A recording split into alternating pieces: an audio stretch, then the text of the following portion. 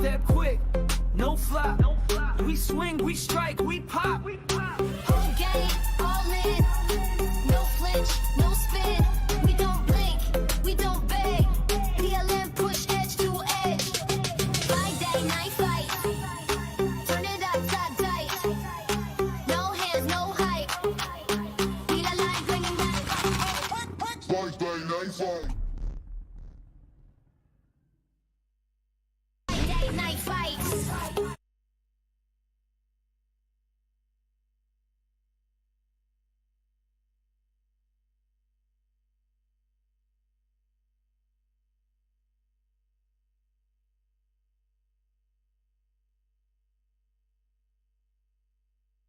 Friday night fights. Turn it up, get right. All hands, no hype. PLN bringing that bite. Friday night fights. Whole squad locked tight. No rules, just right. We light it up tonight. Crowd thick, bass drop, line draw, can't stop. Step quick, no flop. We swing, we strike, we pop. Holy shit. Whole game, all in. No flinch, no spin. We don't blink, we don't beg. PLN push edge to edge. Friday night fight. Turn it up, top tight. No hands, no hype. Need a line bringing back. Friday night fight.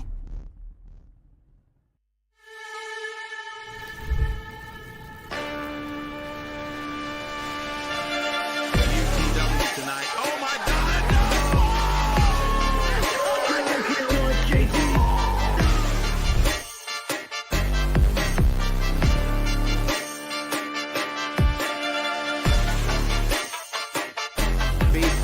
And Zac has intercepted the shoulder strap. Now Zac's got it around the carotid. And so he's got to stay in this position. And there's the tap. And Minsky goes out. That's configuring the lift. Now Smiley's up. Rise in fire.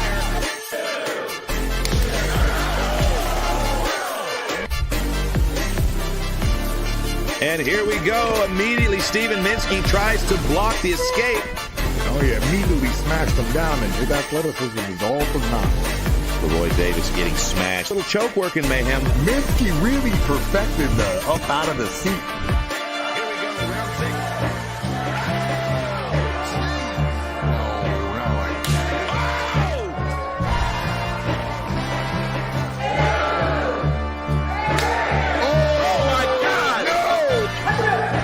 And we're off. Black Larry takes his shoulder strap off like Quickly. Oh, and he's got the hanger's noose already. This is like a crime in progress. Oh, Black Larry with the toe. Tap out immediately. See what I mean, Mark? Oh, and he just tapped out. John Chambers does it again.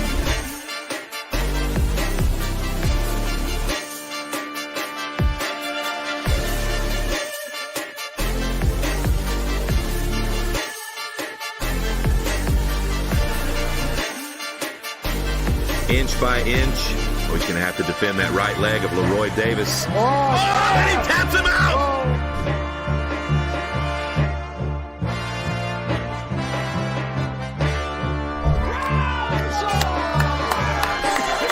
Going in the floorboard, Mark.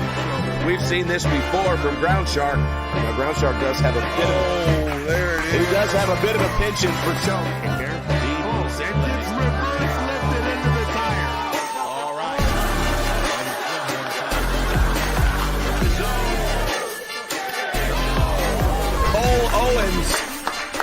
Owens representing the gold team. Oh, and it looks like Groundshark was a little confused. Cole just does some kind of a weird... Almost worked. All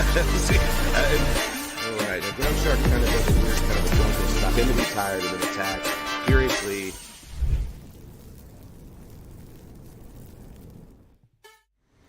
Hello, friendly friends, and welcome to the season finale of PLN's Friday Night Fights. I'm here, as always, with Mark the Hammer Coleman. My name is JT Tilley, and I could not be more excited for tonight's gauntlet. Mark? Exciting night, 10 weeks of These guys working hard. It's all on the line. See who's going to come out the winner. Yeah, it's really, really exciting. This is something that I would have dreamed of as a kid. Yeah, absolutely. You probably would have run through this thing in your prime, unless I was involved, but I wasn't. I was much, much too young at that point in your I would lifetime. have dominated you No, and everybody. yeah, well, I was like 8 months old when you were 30, so that would have been an unfair matchup for you still. But the truth is, tonight we have a representative from all 6 of our PLN teams, and these guys sent their best and brightest into the gauntlet tonight, where they have a chance to put it all on the line and win enough points to skyrocket their teams to the top of the PLN Friday Night Fight Series. And Mark, I have absolutely no idea who is going to be the favorite tonight. For 9 weeks, we've been cycling through PLN sports. We've got obviously 6 teams consisting of 7 PLN athletes each. And over the last 9 weeks, they've sent their brightest and best time and time again to PLN Studios, the Thunderdome of Pain. And they've been gaining 5 points for finishes, 2.5 points for decision wins, 5 points here and there for the winning of a tournament. And if you'll bring up the leaderboard now, Charlie, we'll take a look and see exactly what the standings are going into the gauntlet. All right, in first place here, we see the pink team with 45 points. Of course, the pink team, the favorite team from beginning to end. These guys have been performing well in almost every single episode of the series. But right behind them is the blue team. And if you'll recall, the blue team started out the series for several episodes with no points at all. They couldn't have done worse. They couldn't have had a worse start, Mark. All of these professional athletes, and none of them were capable of pulling out a single point. The blue team was absolutely ridiculized. They were humiliated, and these guys at the end of the 3rd week almost just got cut from PLN and sent to another promotion. But something happened at Ultimate Tire Wrestling, and Mallet, the smallest slap fighter on the planet, pulls out 2 dunks to skyrocket the blue team into the race. And now here they are, 42.5 points. That was big. That was such a crazy night, and he saved the lives of all the blue team athletes. And that's a good thing, because there's a lot of important man meat on that team. The green team coming in with 35 points, 20 of those points due to Black Larry. Black Larry, always referred to as an MVP here at PLN, and that's because Black Larry steps in time and time again, every PLN sport, and this particular run in the last 9 weeks, 20 points scored by Black Larry. Not favored by the odds maker, but he's my dark horse to do very well in this event. We do have the PLN odds maker, David Garduno, here tonight. He's going to help us with some of the scorekeeping, but also with lots of stats. And just before we rolled, I asked him, I said, David, which fighters have gained the most points for their team? It was Groundshark with 20 points and Black Larry with 20 points. So to me, those guys would be the favorites coming in tonight. But we've got some incredible athletes. And a matter of fact, Mark, let's just go ahead and go to our lead announcer, our lead announcer and host, Dallin Getling, with the reveal. Thanks, you guys, man. It has been an exciting season, and I can't think of a better way to wrap it up than this amazing gauntlet we have set up. So let's go ahead and find out who the representatives are for each team. Let's bring out first, from the green team, Black Larry. What's up, brother? And from the gold team, Electra Cole Owens. What's up? Showing the guns. All right. From the red team, Steven Sugar Bear Minsky. Little double, do you? And from the blue team, Zac Moore. What's up, Zach? From the purple team, the seatbelt assassin, Laroy Davis. Woohoo! Nice moves. Okay, and last but not least, from the pink team, Groundshark. There he is. Very diverse. All of these guys are dominant in PLN sports, except for the one guy. Now, we're going to go back to Dallin here in just a moment. Dallin's going to take these guys through the gauntlet, but I want to explain to the viewers at home is that the gauntlet is an amalgamation of all 5 of the PLN sports that we featured during the season. We've got Ultimate Tire Wrestling, Slap Fight Championship, Car Jitsu, Chest Chop, and Coffin Wars. These athletes, some have competed in one or the other, but very few of them have competed in all of them. So tonight they will run through this gauntlet and they will face a defender at every station while they are being timed. It's going to be incredible, Mark. I have no idea how this is going to turn out, but I do know that you can cut the tension with a knife. You can also cut the odor with a knife, but I wasn't going to say that on camera. Let's go back down to Dallin, and Mark, Dallin's going to take us through the gauntlet and tell us what to expect tonight. All right, guys, so obviously this first station is Ultimate Tire Wrestling. A lot of you guys have competed in here, but each station is going to be tweaked just a little bit for the competition. And rather than explain how that works, I'm going to refer back to the actual creator of the sport, JT, to kind of give us some pointers on how it's going to work tonight. Okay, guys, so it's very, very simple. The name of the game at Ultimate Tire Wrestling is shove the guy in the hole. Very simple. Typically in Ultimate Tire Wrestling, it's a 3-round match. You have to be careful of what type of control time you're putting on the clock. But tonight, it's very simple. The rules are condensed. It's a 2-minute round at the tire. From the moment you touch the defender, the clock will start. The clock will not stop for the length of this entire gauntlet until you press the buzzer at the end. Now, during Ultimate Tire Wrestling, your goal is to put the defender in the hole. 51% of his body goes in the hole, and you can immediately leave this station and go to the next. However, that's easier said than done. If you fail to put the defender in the hole, then after 2 minutes, Dallin will stop you and move you to the next station. Do you have any questions? Okay, Dallin.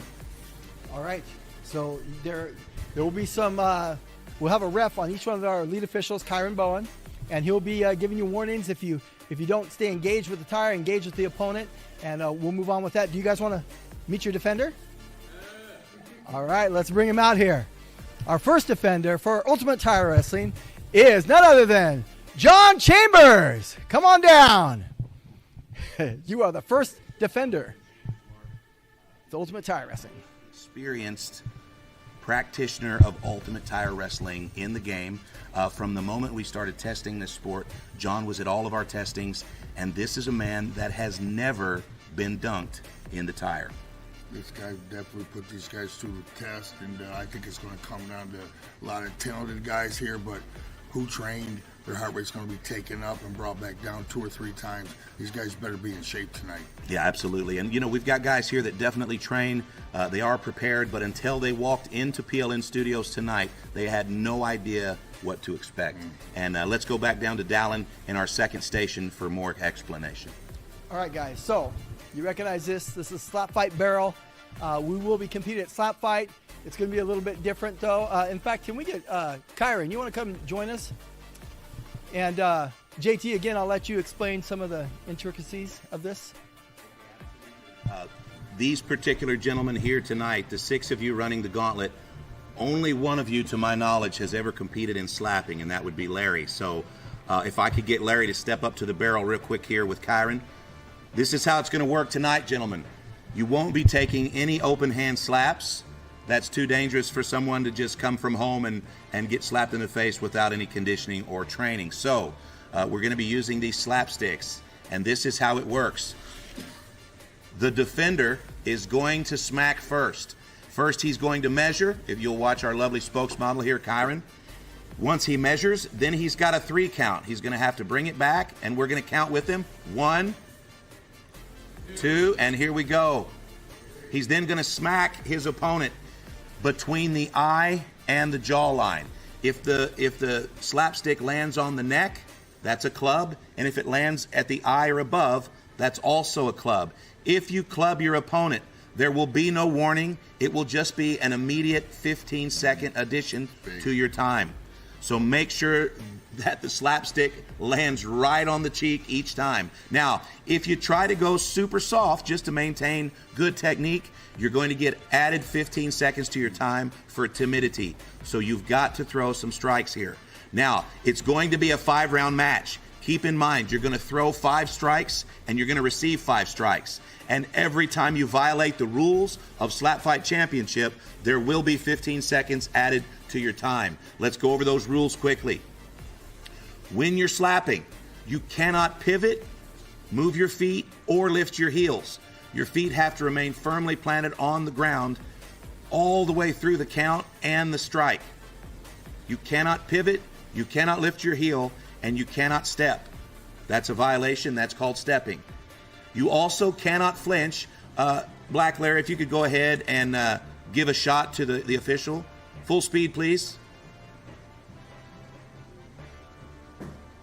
As you can see, Kyron is down for any type of combat.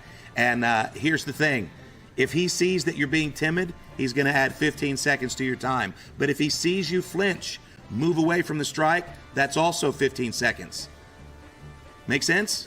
Super simple, but a lot of you guys are going to adrenaline dump after you step off the tires, so be very careful. Make sure you're concentrating and run over these rules in your head, because at the end of this gauntlet, every second is going to count. Any questions? All right, Dallin. For the station? All right, it's none other than the Slap Happy Hippie Biscuit. Okay, Mark, so we've got the cleanest slapper for the entire league in 2024. It's Biscuit.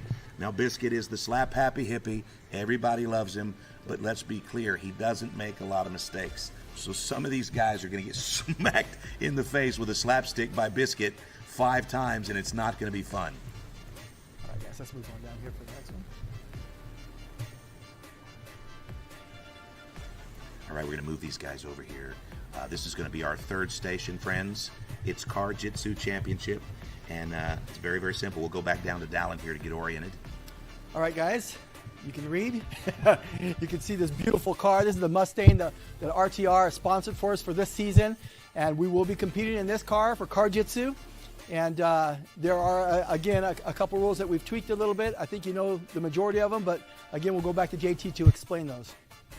Okay, fair enough. Very simple, guys. We all know Car Jitsu Championship. Each of you, ironically, have already competed in the car. So here's tonight's game. No door opening. You cannot open the door during your round. It's a 2-minute round. Each of you will start in the driver's seat. So it'll be a 1-2-minute round match that happens with you behind the steering wheel, you'll be behind the steering wheel. The defender will start in the passenger seat. If you can submit him, you can immediately move to the next station. Otherwise, you're in there for 2 minutes. And he's not allowed to submit you. All he's allowed to do is grind. These members of the black team that are here tonight, they're only here to disrupt you. They don't have an opportunity to win the season. They're only here to make your life a living hell for the next 2 hours. Dallin? All right, with that being said, do you guys want to meet who that defender is? Find out? Let's bring him out here. Mike Cardell! Okay, Mark, here we have him. It's Mike Cardell. Mike is a big dude. He's a jiu-jitsu coach, jiu-jitsu competitor, an MMA fighter, and a husband and father. And this guy, badass. Yeah, he's a big dude, and it's going to be very, very difficult to get out of this car in less than 2 minutes. It'll be hard to submit him. Now, Mike's going to start every round in the passenger seat, which means he's already got a little bit of an advantage. But all of these gentlemen, and I use that term loosely, they already know what it is to start at a deficit at Car Jitsu Championship. Now, Dallin's moving him over here to the 4th station, and as you can see, the 4th station is going to be chest chop. Let's go back down. So I know this is probably a new one for you guys. This is chest chop, not to be confused with slap fighting. The chops are across the chest. This is where you line up right here on the line, and you will be competing against someone. And again, we're going to explain the rules just a little bit. So JT, go ahead and take over. Dallin's going to be the official for chest chop. He is the lead official for that league. So you'll be working with Dallin at this station. And it's very, very simple. We're going to have 3 chops traded with your defender. Your defender will be first. He will chop you first. And as you can look here, Kyron's going to go ahead and stand on the line of scrimmage. And I want you to pay very close attention. Shirt's off. You'll take your shirt off. Dallin will put the field of play. He will mark the field of play on your chest and abdomen. You will throw your strikes between the 2 lines. And the most important thing to remember, gentlemen, is that your strikes have to glance off of the body. This is chest chop. We're not going to throw slaps for blunt force trauma. We're looking to do damage. So everything you throw has to glance off of the body completely. And that's not difficult to do, but keep in mind, If you don't glance off with your shot, that's clubbing, and that's going to be another 15 seconds added to your time. Also, your feet. At chest chop, your feet can move. You just can't lift them off the mat. So if you pivot, if you lift your heel, that's okay. But if you lift your foot completely off of the mat, that's stepping, another 15 seconds added to your time. So you can see we're getting out of the car, your heart rate's up. You're going to have to bring your heart rate back down for chest chop, or you might make just enough penalties to sacrifice your team standing. Am I missing anything, Dallin? The area, right? That's a penalty absolutely. as well? Correct. If you land above or below the line, above the top line or below the bottom line, that's going to be clubbing, and we'll be able to see that. There'll be a fingerprint or a handprint, and that'll be another 15 seconds. So be very, very careful. Big benefit. Cole, Electric Cole, is the only one of you that has competed at chest chop, and I don't think he had any violations. So Cole would be the favorite at this station. But I think we're going to move to station number 5 now. One more. So flinching. Flinching's a little bit No different flinching, too, yeah. right? Go ahead, so Dallin. You can explain that one. On this one, so usually with the slap meets the face, with the flinching, it's any part of your body. So if you lean back, twist, any of that affects that, that's going to be a flinching call. 15 seconds. Yeah, very good. So that takes us through the first 4 stations. As you can see, we've got an absolute expert in every single one of these divisions, but it all comes down to coffin wars, the next sport. Oh, did we not bring our defender out? Okay, yeah. Do you guys want to meet the defender for chest chop? Let's find out who's going to be slapping these guys in the boobs this is one tonight. I'm very curious about. Yeah, it is kind of scary. Bring him out here. Faithful, come on out. I can't believe I foibled on that and didn't bring this guy out. Faithful. This is our boy, Faithful. This guy is an unbelievable slap fighter. He's also a top 3 ranked chopper and all-around good guy. But Faithful is going to be chopping these tiny men 3 times in the chest, and they'll be returning 3 themselves. This is going to be a tough situation. No, some of these like guys, that one. some of these guys, at a certain point in this gauntlet, they may decide that they don't want to engage in one of these competitions, and if so, they have the opportunity to opt out. If they decide not to take their shirt off and take these chops, they can immediately move to the next station, but 3 minutes will be added to their total time at the end. Now, let's talk about Coffin Wars. Coffin Wars is about escaping the coffin. Your defender will start on the bottom, and your job will be to hold him down in the coffin. If he escapes from the coffin and from your grip while you're in the coffin, that's an escape. Otherwise, you can battle with him for as long as you want. It's a 1-minute round. At the end of that round, we will switch positions, and then you will be on the bottom. You will have 1 minute to escape from your defender. So it's a full 2 minutes if you don't escape and your defender doesn't escape. But if you escape, that's the end of the gauntlet, and then you immediately run to the buzzer at the end of the room down here, right outside of the coffin. You've got to press the buzzer, light the light to stop the clock. Dallin, would you please demonstrate the state-of-the-art buzzer that we've just recently installed in the studio? Oh, and there you have it, ladies and gentlemen. That's how you end the gauntlet. That's what stops the clock. It really came down to that $5 tap light. That's how it ends. Now, there's a lot on the line, Mark. We've got a lot of teams here, and these teams have worked very, very hard. But only 6 competitors hold the fate of those teams tonight.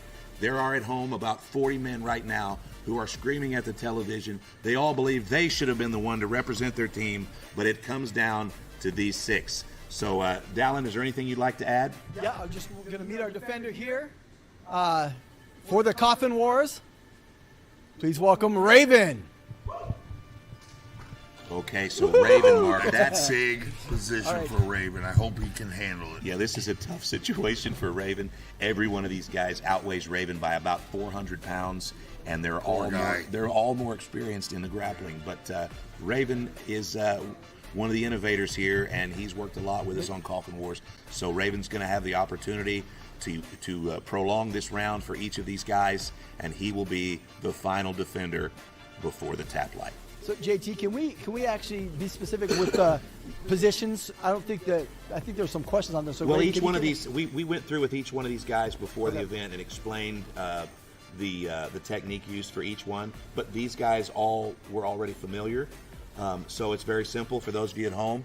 The defender, the person on bottom will be laying in the coffin with their arms crossed across their chest, and their opponent will be on top of them in mount, holding them down. Guy on bottom has to escape. Very, very simple. You'll see it live in just a few minutes. But that's it, guys. That's the gauntlet.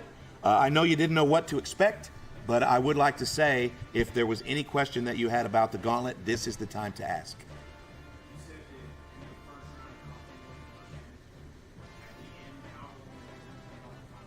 Yeah, your maximum time in the coffin will be 2 minutes. So when you first get in the coffin, you'll be in top position. You need to hold Raven in the coffin for 1 minute. If he escapes in that first minute, let's say he escapes at the 30-second mark, 30 seconds will be added to the second round so that there's a full 2 minutes. Okay. Any other questions? Yes, you in the purple. When we first touch our opponent, that's when the timer starts? We asked that. I didn't hear the first half of that. When the tire wrestling, when we first touch our opponent, is that when the tire Yes, starts, sir. not when we step on the mat? That's right. That's right. You'll have a few seconds there to get your bearings, and as soon as you touch them, clock starts. Does it matter how we touch them? No, sir. That's it? No eye pokes. I mean... Anybody else? Anybody else have any questions at all? All right, there's a lot on the line, gentlemen. Your team is counting on you. This is like nothing we've done before. This is probably the most brutal and exhausting gauntlet in all of combat sports. The people at home probably can't feel the energy that we feel here, but this is about to be an incredible competition. So congratulations on being chosen for the finale, and good luck, guys. I think, Dallin, are we going to send them back to the lounge? All right, guys, good luck. Let's go. All right, friends, so that's the gauntlet. It's very, very exciting here. I cannot wait to see some of the strategies that are going to emerge. Also, we've got some incredible defenders tonight. And once again, the black team is here to disrupt. Their job is to make this as miserable as possible for the guys from the competition. And I think we got the right group of guys to do that, Mark. I'm just concerned about Raven's health. We do have some substitute defenders if we need them, but I would imagine Raven is more hard to kill than you might think. Another thing, slap nobody. For those of you viewing at home, I want you to know that these competitors are not allowed to watch each other's runs. They're going to be sequestered in the PLN Athlete Lounge, and they will be able to hear us, but they will not be able to see any of the other competitors during the gauntlet. So no one will be able to learn from each other, and you'll see a pure run from everyone involved. And also another thing that I should mention to you is that just a few days ago we did a random draw, and we selected the order of appearance. The guys are in the lounge now, Mark. Wow. They have no idea what the order is going to be. Big. And so I think there's nothing more to say. Let's just get this thing started. Defenders, are you ready? Yeah. All right, good luck, everybody. Let's have a good time, and let's take a look at the first competitor. Let's go, baby. I'm ready. It's Groundshark, everybody's favorite grappler.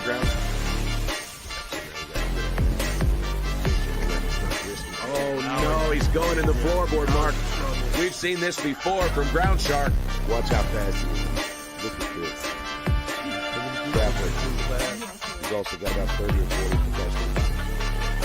A pissed off Groundshark. Now, Groundshark does have a bit of he does have a bit of a penchant for chokes. I think I've ever seen him finish a Jiu-Jitsu match. I guarantee. And just reverse lifted into the tire. All right. The suplex comes over. He's got Larry elevated. Groundshark kicks Larry halfway in the tire. Now Larry's feet are still touching the mat. Oh, now they're up. Oh, the bar has taken no. Oh my God! No fatalities. Oh, Larry. From the pink team, Groundshark. All right, Mark Coleman, we've got Groundshark representing the pink team. He's going to go first, and the time has begun. Definitely one of the favorites, Groundshark. What an athlete we have. Starts off. Groundshark is a fantastic grappler, Mark, as you know, but this is not new. Groundshark recently competed at Ultimate Tire Wrestling on ESPN Ocho. He was the tournament winner, and Jonathan Chambers is one of our competitors at PLN that has never been dunked. So this is a difficult proposition for both competitors, but very tiring sport here. Yeah, this is good wrestler as well, Groundshark. This is a tough way to start this thing. There you go. Okay, Groundshark's elevated him. He's on the tire mark. And he's off the tire. Now, in typical Ultimate Tire Wrestling, removing your opponent's feet from the mat would start the control time clock, and that's how you gain points. But in the gauntlet, it's all about the finish. Jonathan Chambers is here to disrupt. He's not allowed to dunk Groundshark, but he is allowed to exhaust him.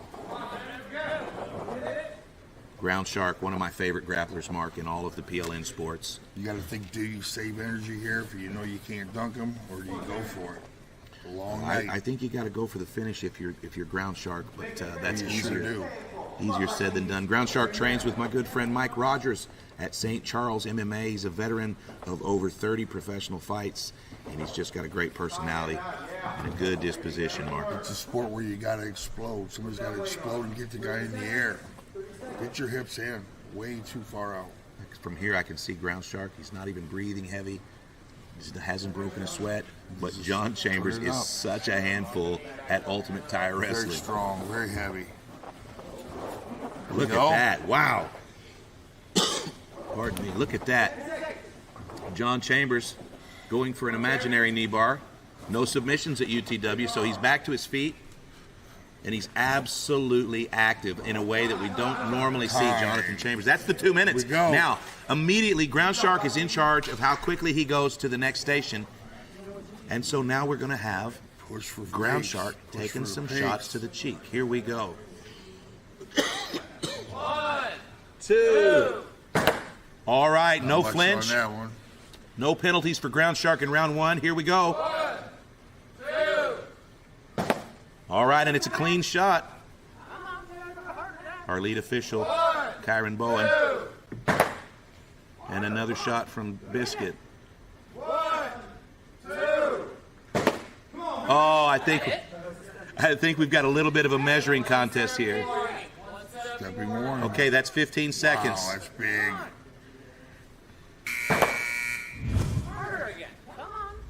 All right, now you can hear Biscuit kind of taunting him a little bit. He says, "Hit me harder." He's too timid.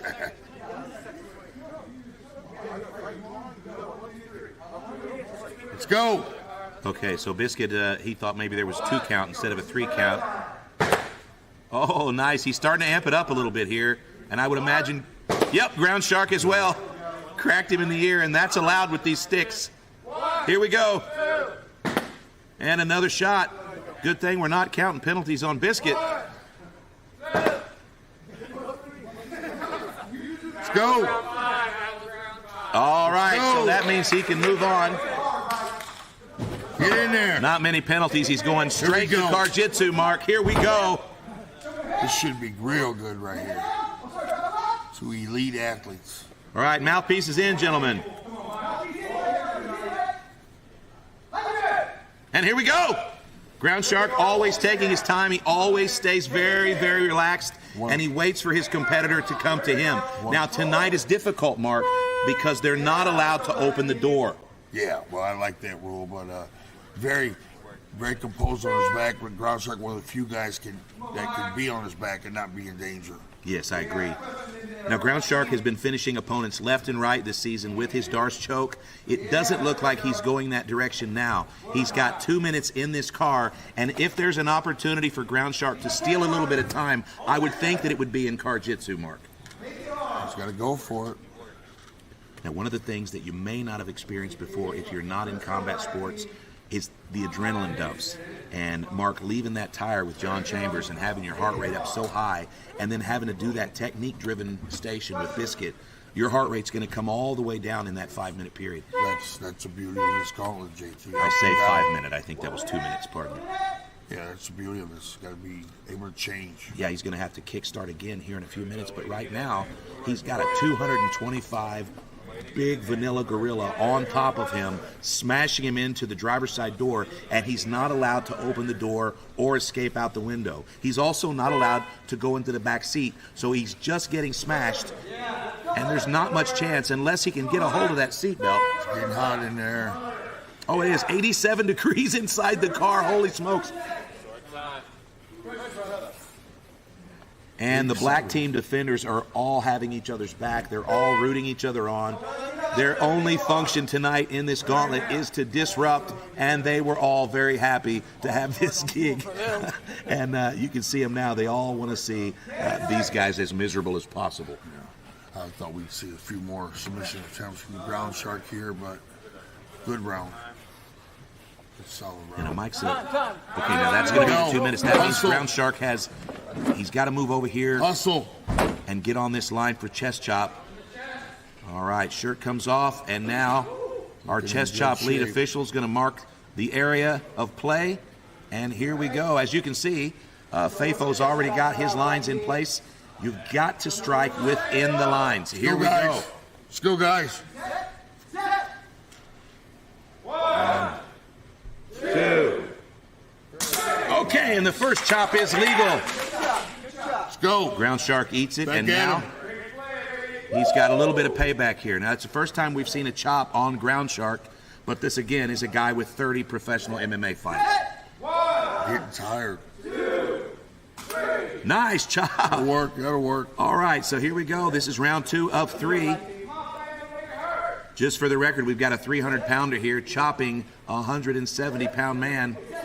This would never happen in real life, but it's happening at the gauntlet. Oh, and a big one to the abs. Oh. Groundshark already in place. 1, 2, 3. Okay, not a great chop, but it is a legal chop, and that's all that matters here. You can tell he's not thinking straight. I would be demanding this guy hurry up. I want to make I just want to make a statement that I expect that he's going to call me and ask me to do chest chops. Oh my God! Go. We'll wake him up. All right, the left breast of Groundshark just hit the wall in the back. Let's go. 1, 2, 3. All right, and he made it through chest chop and over to the coffin. Come on, he's now going to mount Raven at the knee. And here we go. And we're off. Raven now needs to escape from the coffin. As you know, Mark, at Coffin Wars, you're not allowed to clasp hands, but Raven has nearly an 80-pound deficit in some cases, so he's allowed to lock his hands. The others are not. Groundshark is 8 minutes into the match at this point, and we're going to say goodbye to the clock now. And we're going to watch as Raven tries to escape. He's got to get away completely from Groundshark. He can't just get out. He's got to get loose of the opponent as well. Work, Raven. And Raven is almost out. He's got to get that leg out. Push away. He's only got 1 minute to work here. At the end of that 1 minute, he's going to have to switch positions, and so he's going to have to push away without blowing out his knee. Great job by Groundshark here. Got that leg just twisted. Groundshark. Look at that. He made the decision Painful. here. He made the decision. Time. All right, now immediately we're going to switch. Groundshark's on bottom. I was going to say, Mark, Groundshark made the decision not to put his shirt back on, and that's because he is sweating his butt off. Here we go. Groundshark, one of the best grapplers in the sport. This is important. But he is exhausted, having a little bit of tough time. And he's almost out. Raven still has his leg. Raven. Raven's got him. Hold on. Pull him back in. Pull him back in, bro. And he's out. Good work. And that's time. Nice work. He ate up just a couple of seconds there on the buzzer mark. Could be costly. That is Groundshark. Unbelievable run by Groundshark. And we're not going to talk about the time until the end of the episode. But wow. We're going to go down to Dallin Getling and our post-gauntlet interview with CJ Groundshark Hunter. What a start. All right, brother. So, was it more tiring than you thought? No, just about as tiring as I thought it'd be. You knew it'd be tough. Yeah. You did a good job. No penalties. I don't think. Oh, you had one penalty, the stepping, right? Yeah. That was it. And then what do you think was your best point there? What? Obviously, the Coffin Wars. Coffin? Yeah. You did awesome. Nailed his ass to the ground like I said I would. Yep. I almost dunked him. Woo! He's never been dunked. He's never been dunked. But you decided. I almost got you. Almost doesn't count. Hey, great job though. So are you pretty happy with your time? Yeah, I like it. I think I did pretty well. We'll see what these clowns get up to after I've done softened everyone up for them. Yep. All right, brother. Well, good job. You want to give a shout out to anybody? Love you, PLN. Love you, boys. Love you, Mark. Love you, JT. Love you, Mom. Mwah. Hey, you know what? We're going to find out if they love you. You guys, you have anything to say about that? Yeah, absolutely. That was an awesome run. You did almost dunk the undunkable. Yeah. That was pretty good, man. And I'll be honest with you, man. By the time you got over here to FAFO, it looked like you were exhausted. Is that the case? I mean, Mike's kind of big. He's a big dude, man. It's challenging mentally, isn't it? A little bit. Nah. No, that's mine, what you got time from. mine like a rock. You weren't thinking.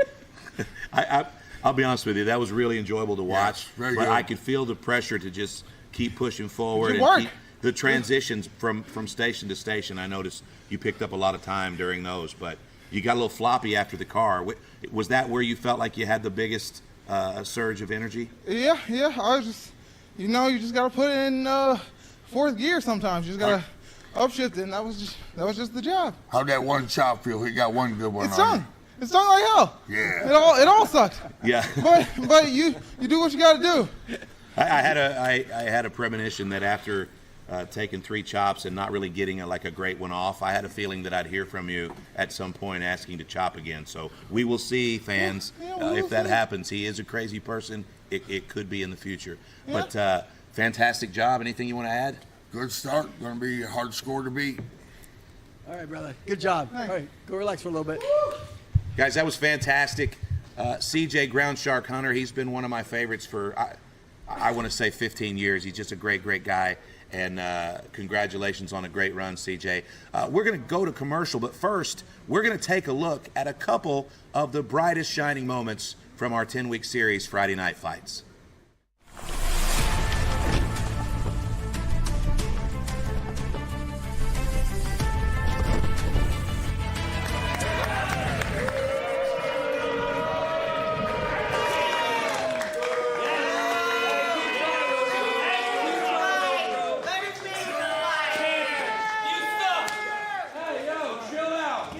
So, Cannonball, he's a good chopper. Obviously, it pains me to see you get this victory, but obviously you're a good chopper. You're an a-hole, and I can't stand to even having you here. The reason that I have you here is because your mom calls all the time, constantly.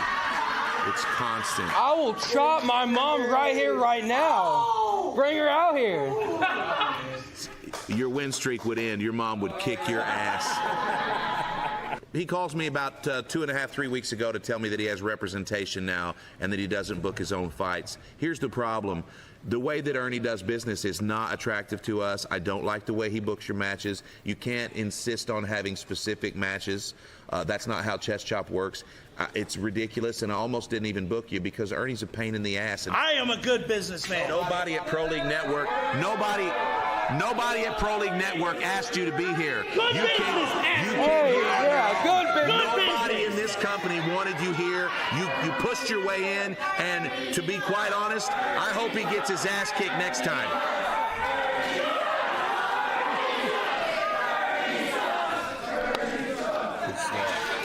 Dude, I told you Ernie was going to be a problem. Yeah, that's a problem. All right, so there you have it, guys. Our co-main event ends in a little bit of a disaster. Cannonball ekes out the decision over FAFO. The crowd not happy about FAFO. The crowd not happy about FAFO losing. And, of course, Cannonball with his new representation probably leaving out the back door.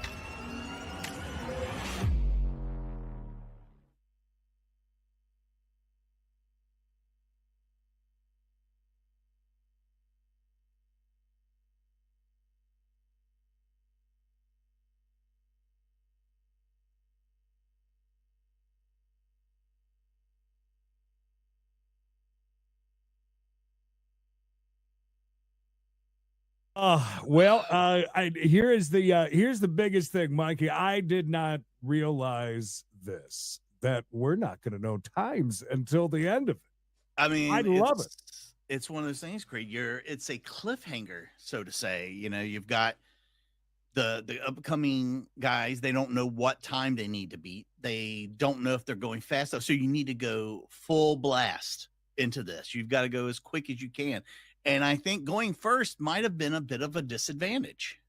I don't think that it's as good of a thing to go first. No, a disadvantage going first. You've got, obviously with the tire, you got a lot going on that, so you're going to be tired out there. You got a little bit of a break when you're there with the foam back and forth, right? Mm-hmm. With Biscuit, the king of penalties. Well, oh my God. Every time he swung that thing, he got a penalty. But yeah. That was kind of funny.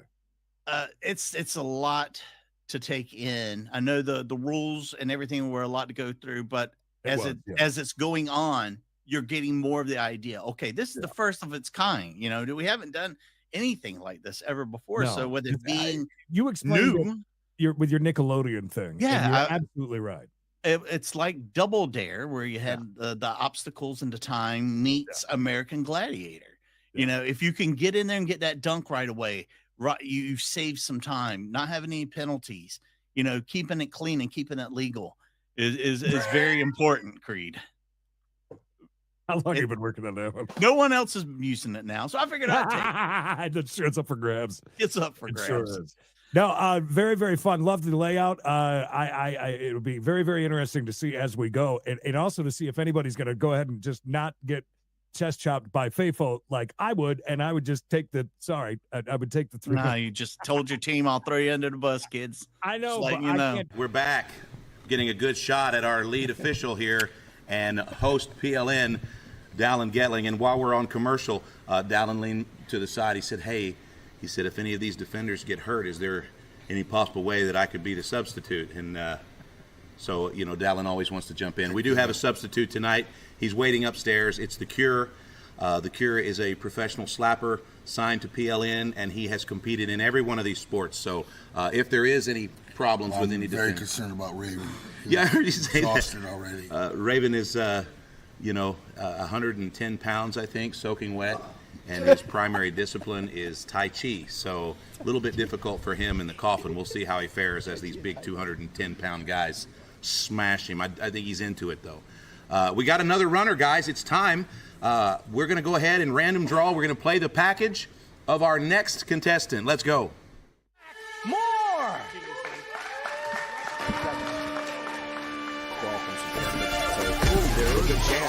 There is a chance at a big win for Minsky if he can push Zac out of his comfort zone. Now looking from the back, but it looks like Zac's going to come out the back door here and transition. Here we go. We're going to engage quickly. This time we got the pink bust of Zac Moore on top first. Oh, and we've got a broken windshield here.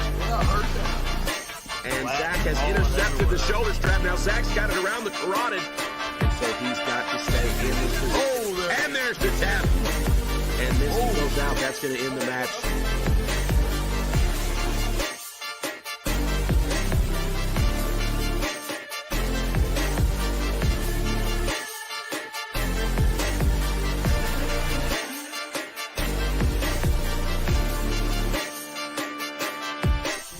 Blue team all the way. Blue team, Zac Moore. All right, Zac. All right. Mark Coleman, this is your favorite, right? Well, I got plenty of favorites. There we go. Oh, wow, he goes right on the offensive. Zac Moore with a single leg, looking to elevate. Definitely a favorite. And he doesn't even give much chance for the reset here. Aggressive wrestler. Look at that, Mark Coleman. That's how you would have attacked this thing, too, huh? Yes, more. 2 more. All right, Zac Moore fingering the lip. That's not allowed at Ultimate Tire Wrestling. He's got to overhook it. He can't use his hand on the lip. He's doing it again, ref. Look at this cheater. Straight up pumpkin eater right here, dude. Fingering the lip. You can't do that, brother. All right, now take a look at the underwear of Zac Moore coming in tonight for the finale. He's got on blue with some little red dots. And not impressed. I'm not impressed. That'll make you want to finish quicker. Yeah, that was not a great choice. Last time he had maroon and mustard. tonight this is just lackluster. But he's going to town here, and so far unable to elevate John Chambers. Now, John Chambers is a crafty jiu-jitsu practitioner, Mark, and Zac Moore, as you know, is a top-notch wrestler. But this wrestler has not found success 1 minute into this 2-minute round, and he is bound and determined to steal a few seconds by getting this man in the hole. Zac Moore, strong. He's built for this sport. He is the current Karjitsu Championship world champion, and he recently won the Coffin Wars tournament that we had earlier in the season. I think without the advantage time. Oh my gosh, he almost got dunked himself. All right, now Kyron Bowen is reminding John Chambers that he cannot dunk these guys, but he can manhandle them just a little bit. And as you can see, he just wants Zac Moore to know that he is formidable, and I like seeing that. Without the lift being an advantage, maybe they're not working as hard because they don't have to get the guy in the air. All right, that was 2 minutes, and now we're already to the second station.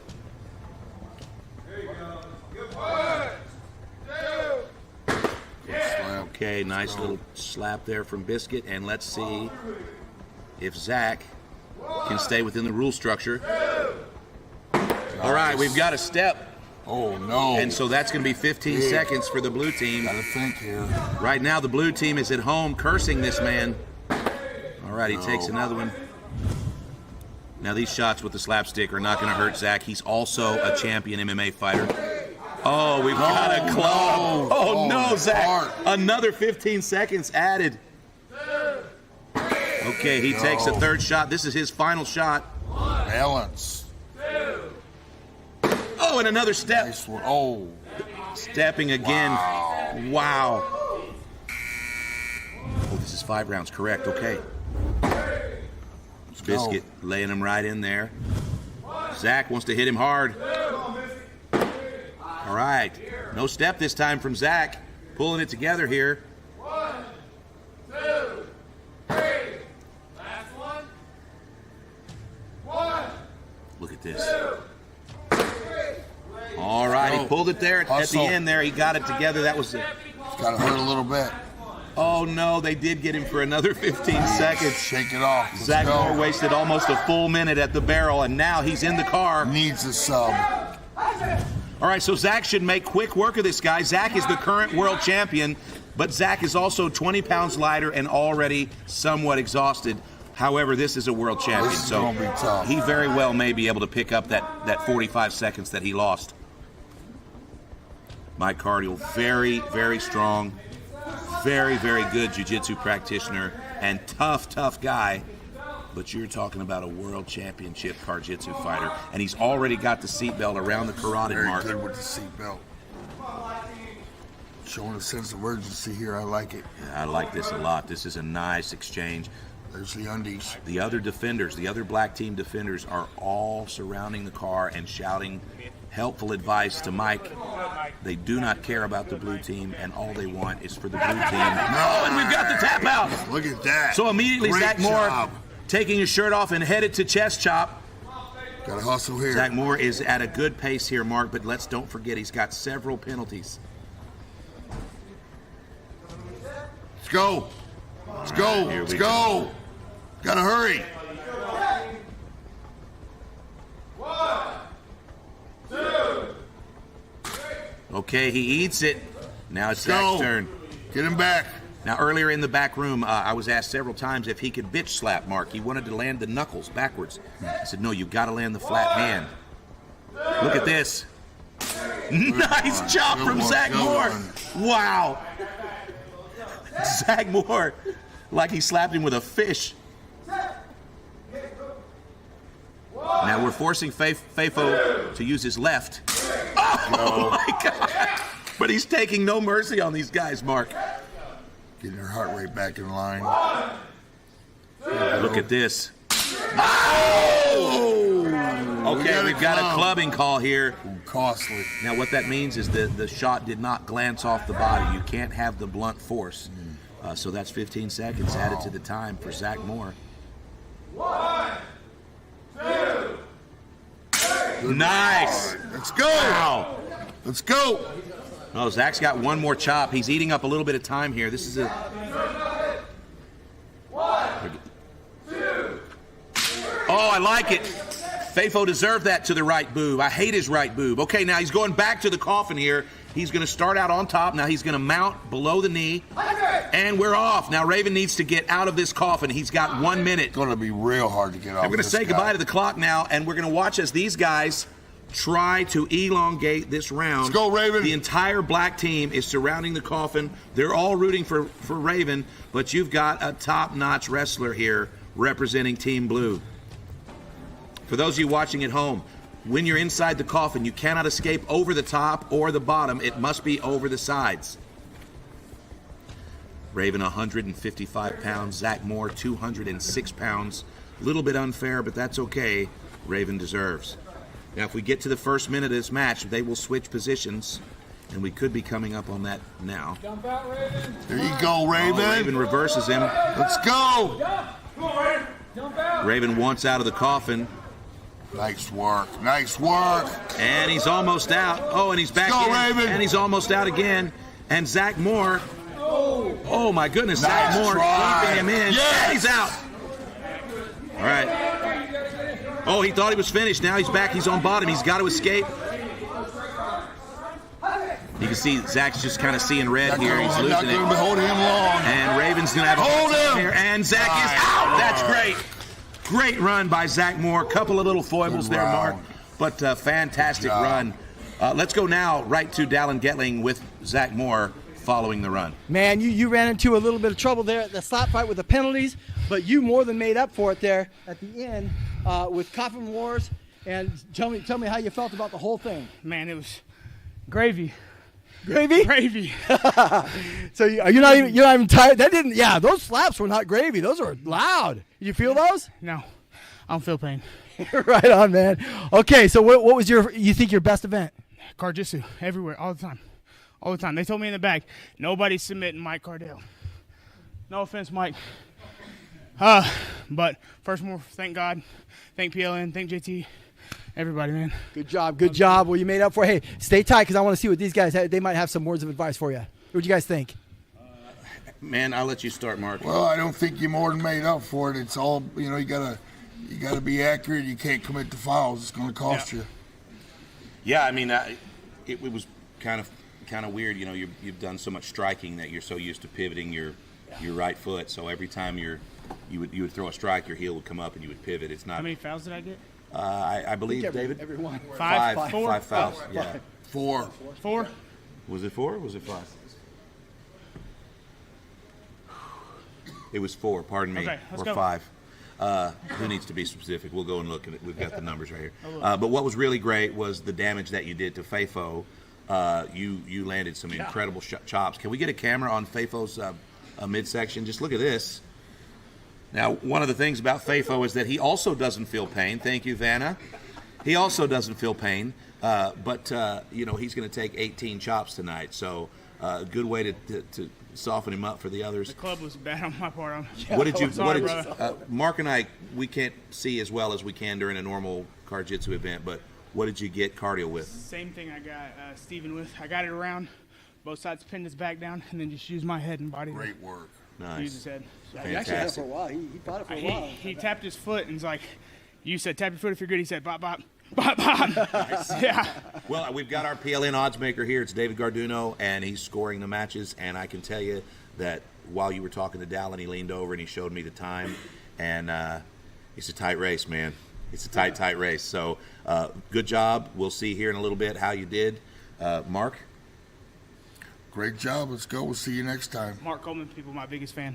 Thanks, buddy. All right, brother. Take care. Good job, Zach. All right, guys, so that's going to be our second run, and I'm very excited watching these guys. The energy in here is electric. But from where I'm sitting, Mark, you and I can both see the defenders, and they're all in the zone. They can't stand still. They're ready for the next runner. So we're going to go to a commercial, but first we're going to show you a couple of more of the high points from the 10-week PLN Friday Night Fight Series. Take a look.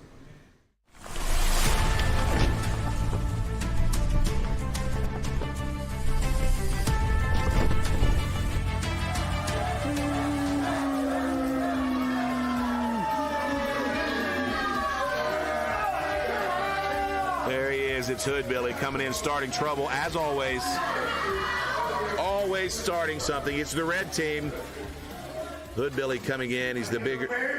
He's. You noticed, Hoodbilly. You noticed. He's the bigger of the two guys, obviously. And I'm just going to quit this job if he takes his clothes off and has on some panties. Oh my God! What happened? Oh my God! What happened? What's up with the hair? This is natural hairline. What do you call that? What's a skullet? There's a buckle in the back. Get in there. What in the world is a hoop? Oh my God! So Hoodbilly, this guy's got his swim trunks from the creek, and then we've got Cody Cox with his Hulk Hogan man panties. So we're going to go ahead and give a field of play here, and as you can see, much more space, much more area to work for Cody Cox. A lot of real estate. Crowd is on their feet. You can cut the intensity in this room with a knife mark.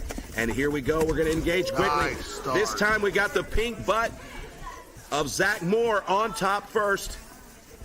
Every time Zac fights, he wears special underwear for the fans. And tonight, my friends, it looks like mustard and pink. All right, Steve Moore pressing the mighty butt cheeks of Zac. Oh, and we've got a broken windshield here. Yeah, I heard that. And Glass Zac has falling intercepted everywhere. the shoulder strap. Now Zac's got it around the carotid.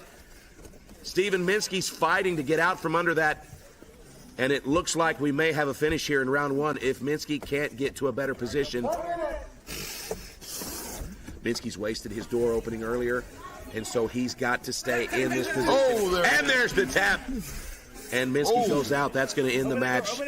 He's okay, but he went ahead and he allowed himself to go out, which means that's going to be a TKO win for our champion, Zac Moore. So we're just going to go ahead and call the EMT in here and just make sure. I broke the window, glass all over the place. What are we gonna do Great about main that? event. As you can see here, take a look at Steven Minsky. He's just realizing he was out for a moment, and he's going to be just fine. He says, oh, no, I lost. Okay.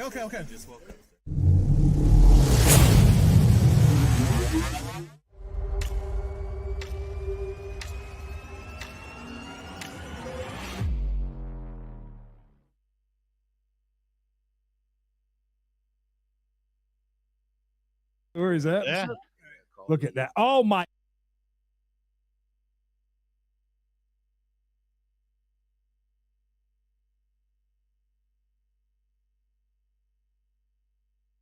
Terrifying. Wow.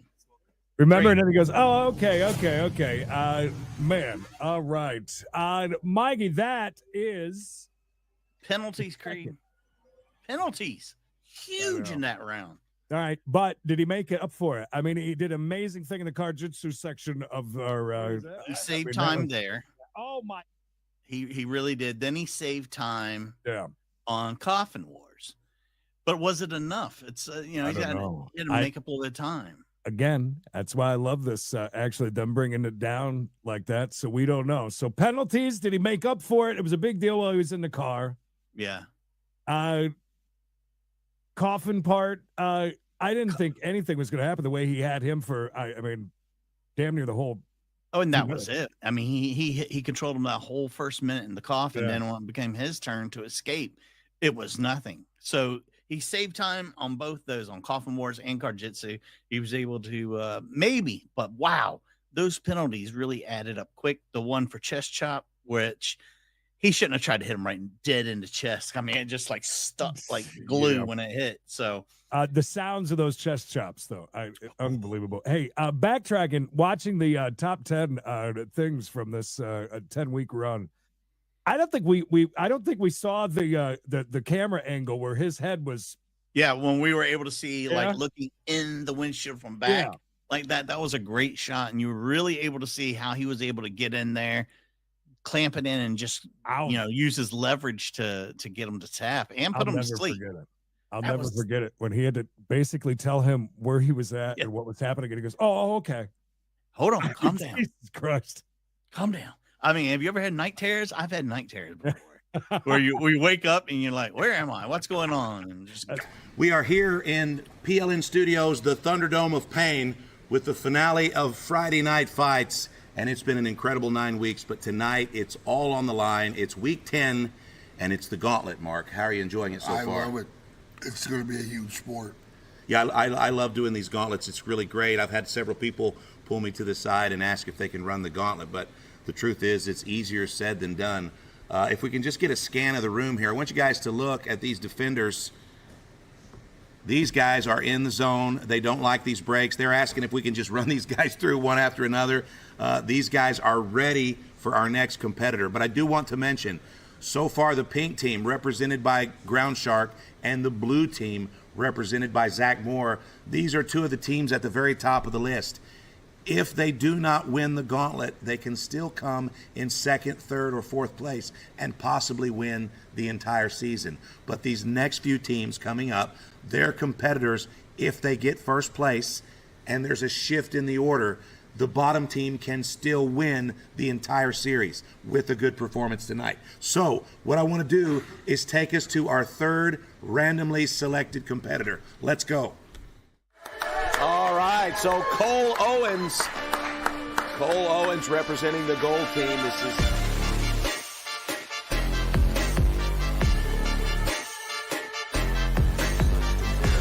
and it looks like Groundshark was a little confused. Cole just does some kind of a weird almost work. You shouldn't let him do that. All right, and Groundshark kind of does a weird kind of a drunken style where he acts like he's exhausted. We all know that he's not.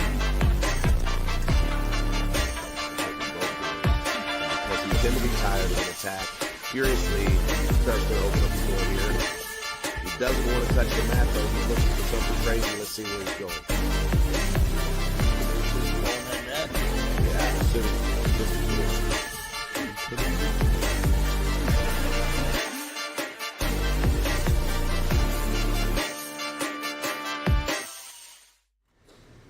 From the gold team, Electrical!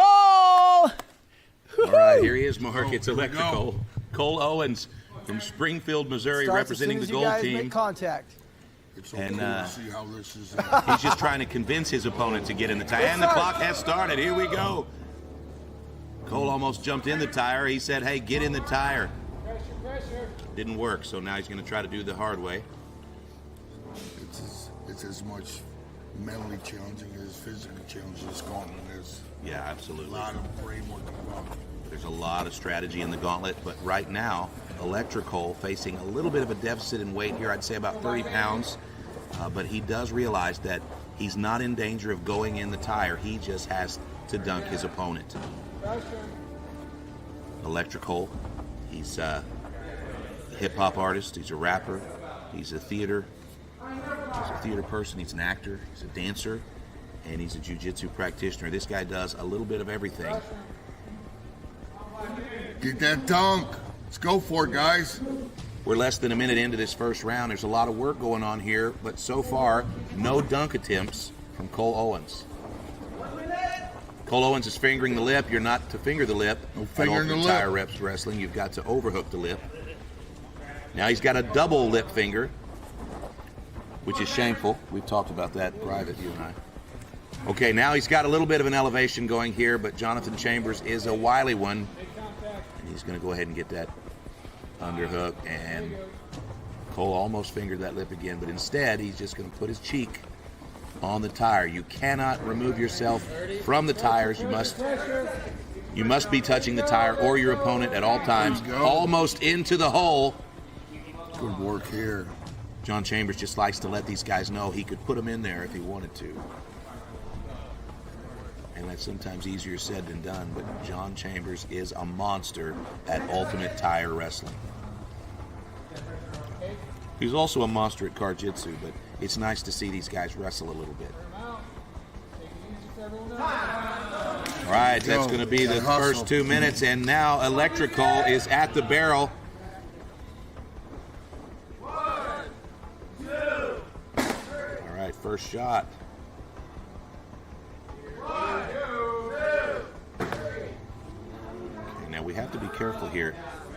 He got a little bit of a stern warning there from the official, a little bit timid. Okay, nice shot, and here's round two. All right, he's keeping his feet nice and still. Biscuit's talking a little trash here. This is nice to see. Whack in the jaw. It would piss me off. I'd tell Biscuit to hurry up. Oh, we've got a stepping violation. Oh, he misunderstood. He thought this was a 3-rounder. It's a 5-rounder. Got to keep those feet still. Okay,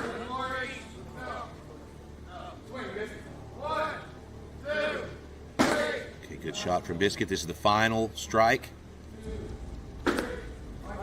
Good hustle. All right, there was one 15-second penalty in that match, and now we're in the car. Electrical versus Mike Cardle. And here we go. Electrical still in the shoulder strap. Cardle as well. These guys are both in kind of a bad situation. Big size difference. And we've got several guys surrounding the car from the black team. They're all in support of Mike. Mike is smashing this lightweight into the driver's side seat with everything he's got. Now, this is a place where Cole has an opportunity to pick up some time. This is a very serious jiu-jitsu practitioner in his own right. And inside the car, as you know, Mike, belt ranking is not important.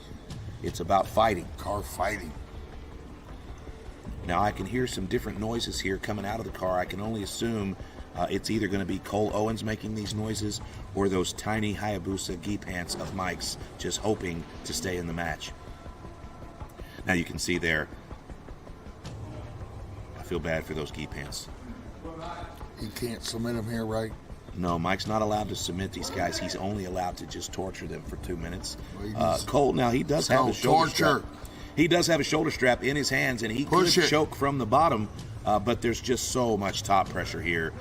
Mike is just kind of trying to push him through the seat into the back, it looks like. Doing a good job of punching him here. Yeah, we're about 4.5 minutes into this gauntlet run. And Cole Owens really struggling. Pretty clean run. As you can see, he's mugging at the camera, so I don't know how much struggle. It just doesn't look like he's going to get a submission here. But he is getting the wind just absolutely sucked out of him in this match. Wow. This is like a python attack, Mark. We're almost through the 2-minute round. There's 10 seconds remaining, and Cole is eyeing the door. He wants out, and he wants to get to this chest chop station as soon as possible. All right, here we go. Cole's on his own, and he's going to make his way over here to Fafo. All right, now Electric Cole has competed at chest chop in the past. He wasn't a huge fan. He did win his match, but this is probably the worst part of the gauntlet for him as he takes a ham hock to the gut. Here we go. 1, 2, 3. Nice job. All right. Now, just between you and me, Mark, we had a conversation with Fafo before the gauntlet, and he's only using about half power. Oh, but now Cole knows how to chop as well. Nice, clean chop. Doesn't make any sense to me. 1, 2. Oh, and a nice shot. Electric Cole doesn't like it. Oh, no, we've got a 15-second penalty. Oh, and a nice chop on Fafo. Oh, Fafo's going to feel this gauntlet tomorrow, brother. Here we go. 1, 2. Okay, he moved it up to the titty because there's such a big welt on the rib cage. This is the last chop. Here we go. Oh, shoot. I thought they were going to call that, but they didn't. Clean run. He's in the hunt. All right, Cole's going to step in the coffin here. Valuable time ticking away here. Oh, the shirt really cost him here. It's not smart. All right, he's going to abandon the shirt. And here we go. Cole needs to hold Raven inside the coffin. This is a new sport for Cole. He has not competed at Coffin Wars. Good chance for Raven to do something here today. Raven's having a blast today. However, it's going to be increasingly more difficult for Raven in Coffin Wars as he goes through all 6 of these competitors today. Now Raven wants out of this coffin, and Cole looks as if he's kind of letting him. There you go. All right, Cole's not going to give up. Cole's going to pull him back in here. And Raven made it out. Now we're going to get back in immediately. No break. Proud of yourself, Raven. All right, Raven. And here we go. Let's fight. Cole needs to get out of this coffin to end this gauntlet. All right. Electrical. Good hip pressure by Raven here. Yeah, really good hip working pressure. with him backstage with that. Electrical is trying to elevate his hips here, but now he's being forced to go flat again. All right, this coffin is not a fun place to grapple. There you go. Nice hip explosion. You can't go out the top or the bottom. You must go out the sides. But I think we're going to lose time. Here. Oh, Raven's pulling back before we can enforce that. So it looks like Raven's going to exhaust the entire 2 minutes here. Nice. And he's out, and the time has stopped. What a crazy run for Cole Owens. Wow. Good run. It's in the... All right, close, huh? Cole Owens of the gold team. Close to the high score. Well, over here next to me, I can see David Garduno, our odds maker, is calculating the odds and adding in the penalties. And these runs are all very close, guys. We're going to go down here to the gauntlet and our host, Dallin Getling, with our runner. Well, you did it, brother. Yes, sir. So you seem like you're doing pretty good right there. And the ultimate tire wrestling, you said you don't get tired. In the car jitsu, though, I thought you were starting to get tired. What do you think? Wasn't tired. I couldn't move. That's a big dude. Yeah. I was strapped right there, and anything I pushed wouldn't move. And I was like, crap. So at one point, did you say, hey, I'm just going to try to conserve my energy, or what was going on? When I heard about 45 seconds left, I knew there was no way. So I was like, I'm going to breathe. I'm going to sit here. And they started putting pressure on me. I couldn't breathe, and I just sat there. Yeah. Okay, but you recovered pretty well. Did well in the coffin. Raven's pretty tough. I'm surprised how well people have been doing. So what do you think your best event was? Oh, if I didn't flinch on that one slap, I said just taking the chest chop. Chest chop, yeah. You delivered that. Your first one too. Thank you. That was money, man. Thank you. All right, well, good job. Awesome. JT, Mark, anything you want to say to Cole? Good job. Good hustle from station to station. One foul, good round. I think you're right in the hunt for the top score. Awesome. Thank you. Yeah, good chops, man. Those were good chops. Let me see your little tummy, man. Did he get you with some good ones? Oh, that felt great. Wow. You forgot to shave today. Yeah. So what was the most challenging part of the gauntlet? The gauntlet, I would say, even though I love Jiu-Jitsu with Mike, dude, that was hard. Like, dude would not budge at all. Yeah. At all. I mean, he's a rock, man. He's just trying to squeeze the life out of you. Yep. Yeah. Absolutely. Earlier, I was surprised. I thought he was going to favor you because Mike was a cop. Oh, and really? and I thought the mustache was going to We're get. like cop, military, like together, you know? Well, it's just that your mustache. Oh, for yeah, me, yeah, I would yeah. think would curry favor with all cops. Yeah. Yeah. What about a donut or something? You kind of look like Uncle Rico a little bit, but I feel strongly about that. But I think that was a great run. Yeah. I can see the tallies over here going up, and so far all three of our first runners have been very, very close. Every second counts, Mark, Yes, in this it does. gauntlet. And I'll be honest, I still have absolutely no idea who the favorite is tonight. So congratulations on a great run. I hope it went well for you, but we won't know until we see the last three runners. So we're going to take a look at a – did you have something? Can I do a shout out real quick? Sure, absolutely. Awesome. I want to shout out my sister, Abby, Devin Shields, and Mosaic Arts Collective in Springfield, Missouri. We're putting on Hairspray October 10th through the 26th. Come out and watch it. Absolutely. That wasn't a shout out. That was a pitch. But I would also like to say hello to your sister, Abby. So what we're going to do is going to take a look at another couple of high points from our 10-week season, and we'll go to a commercial break, and we'll be back with runner number 4.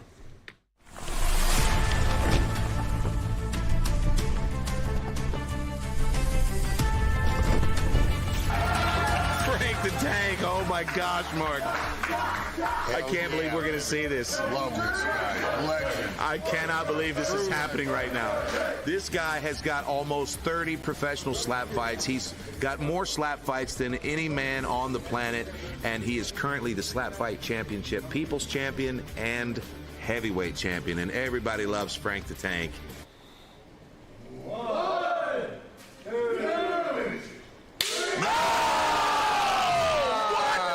Holy smokes! Yes. Oh my God! Frank the Tank pulling out his slap fighting technique, and things are about to get real. Comparing damage here, it does look like Gary's got quite a bit of damage, but not as much as Frank. 1, 2, 3. Okay, that was a good one. And Frank just kind of eats it.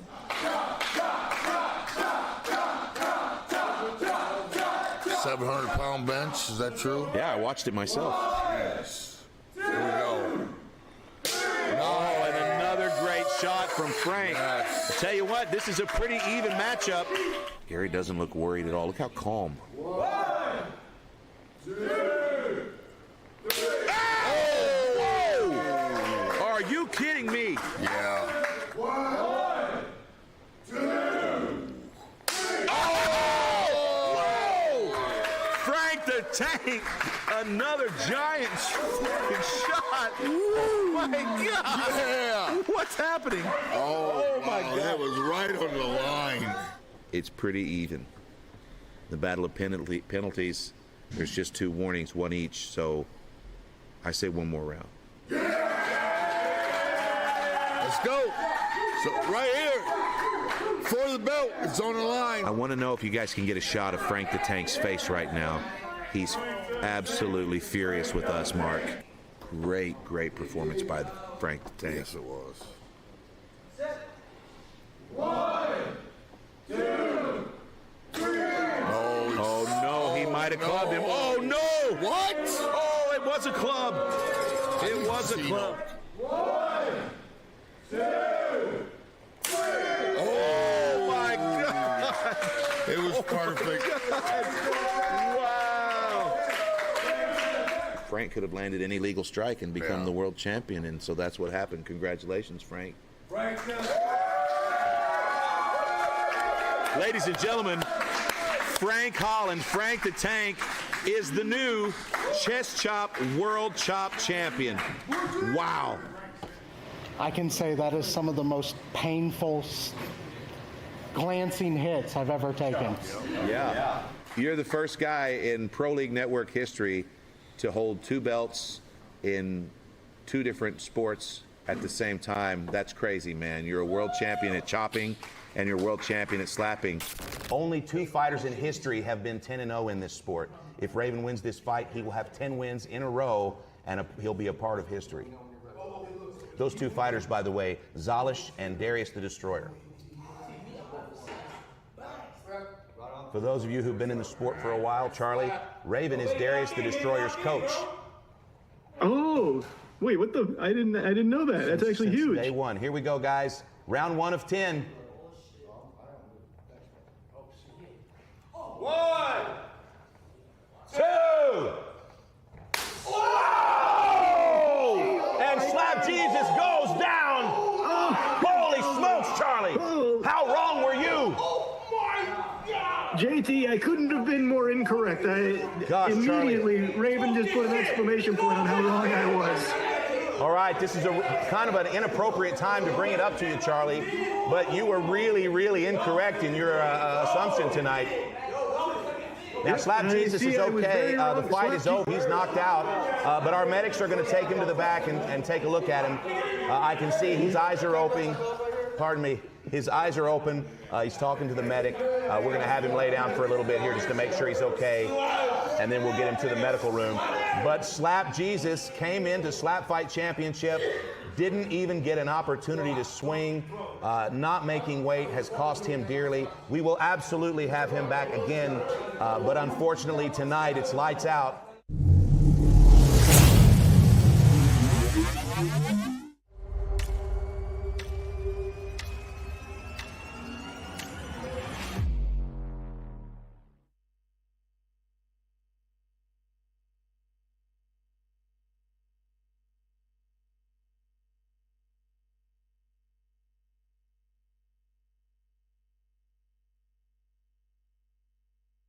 We will absolutely have him back again, but unfortunately tonight it's lights out.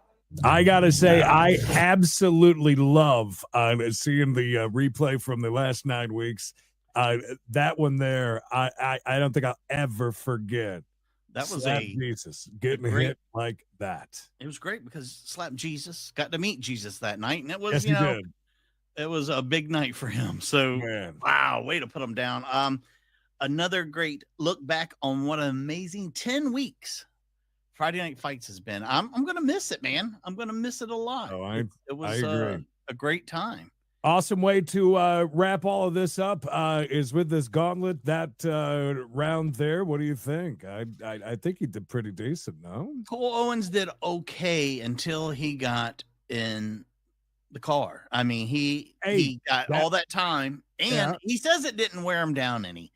But when you got, ask the Wormans out here, when you got a big guy like that on top of you, it's going to wear you out.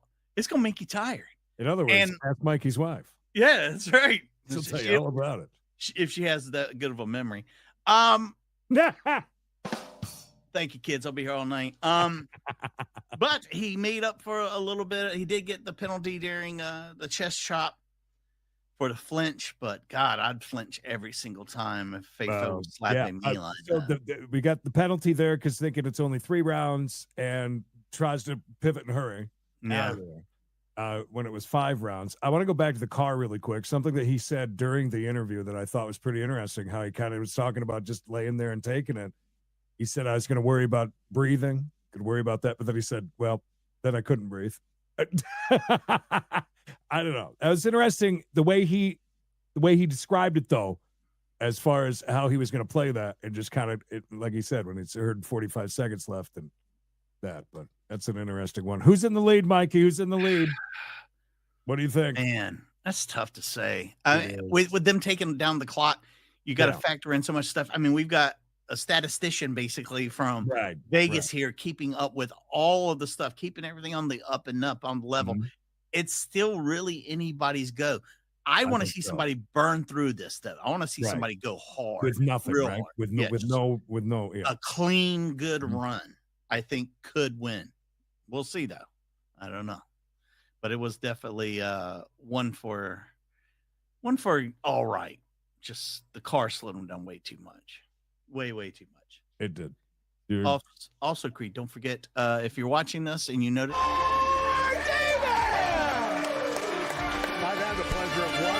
Here we go, the final round of the night.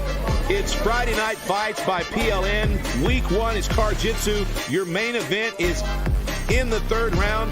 The Seatbelt Assassin versus Sugar Bear. And that's going to be the point that Laroy Davis needs to win tonight's main event. Inch by inch. Oh, he's going to have to defend that right leg of Laroy Davis. And he taps him out! And Laroy Davis! Wow!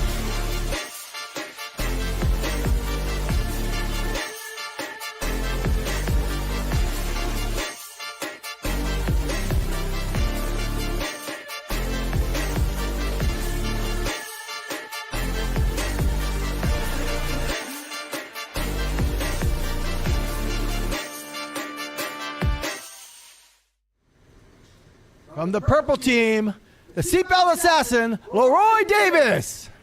All right, Mark, here he is. It's Laroy Davis. It's going to be exciting. This guy. Oh, he's already started the match. Wow. Going for it. All right, Laroy wants the dunk quickly. He knows he's going to have to do something dramatic to beat some of these other scores. And Laroy is a ball of energy. So he's putting Jonathan Chambers on the defensive right away. And, of course, Chambers is now pushing back just a little bit. Now, Laroy Davis. Oh, nice. Very, very experienced in the cage and in the PLN sports, but Ultimate Tire Wrestling is a little bit newer to him. All right, Chambers puts him on top of the tires, and Laroy explodes off. And we are only 30 seconds into this match. Leroy shoots in again. Now Leroy's going to have to stay connected to the tire. He's about to get a 15-second penalty. Oh, and he's back. Okay, he just barely beat that count. Leroy's going to have to watch that now. That's 15 seconds that's going to count him if he gets caught again. There's also a penalty for going to the mat. So he's got to be very, very careful here. And now he's fingering the lip. This is something that these guys all seem to love to do. All right, we're halfway through the match here, and we got a nice little body lock, and down to the mat we go. That's not allowed, but that was on the black team, so no penalty. Guys. All right, he's going to rush in, duck his head, and looking for this fireman's carry. A lot of energy burnt down underneath the guy. A lot of double legs. Yeah, absolutely. He is just absolutely way on down fire. here. Great performance mark by John Chambers tonight. I like to tweak with the rules in this sport. And finger in the lip again. John Chambers does not want to go into the tire.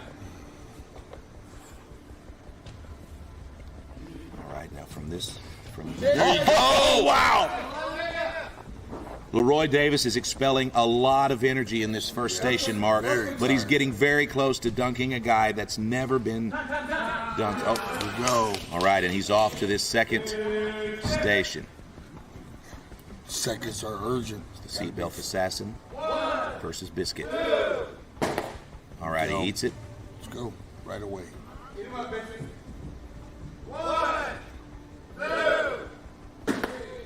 All right, and a clean shot. A little bit timid. He's got to be careful. He can't be too timid either.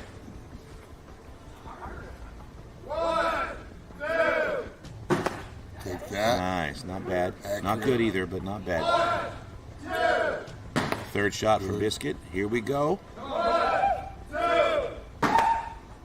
Still no steps and still no flinches. Good fast pace here.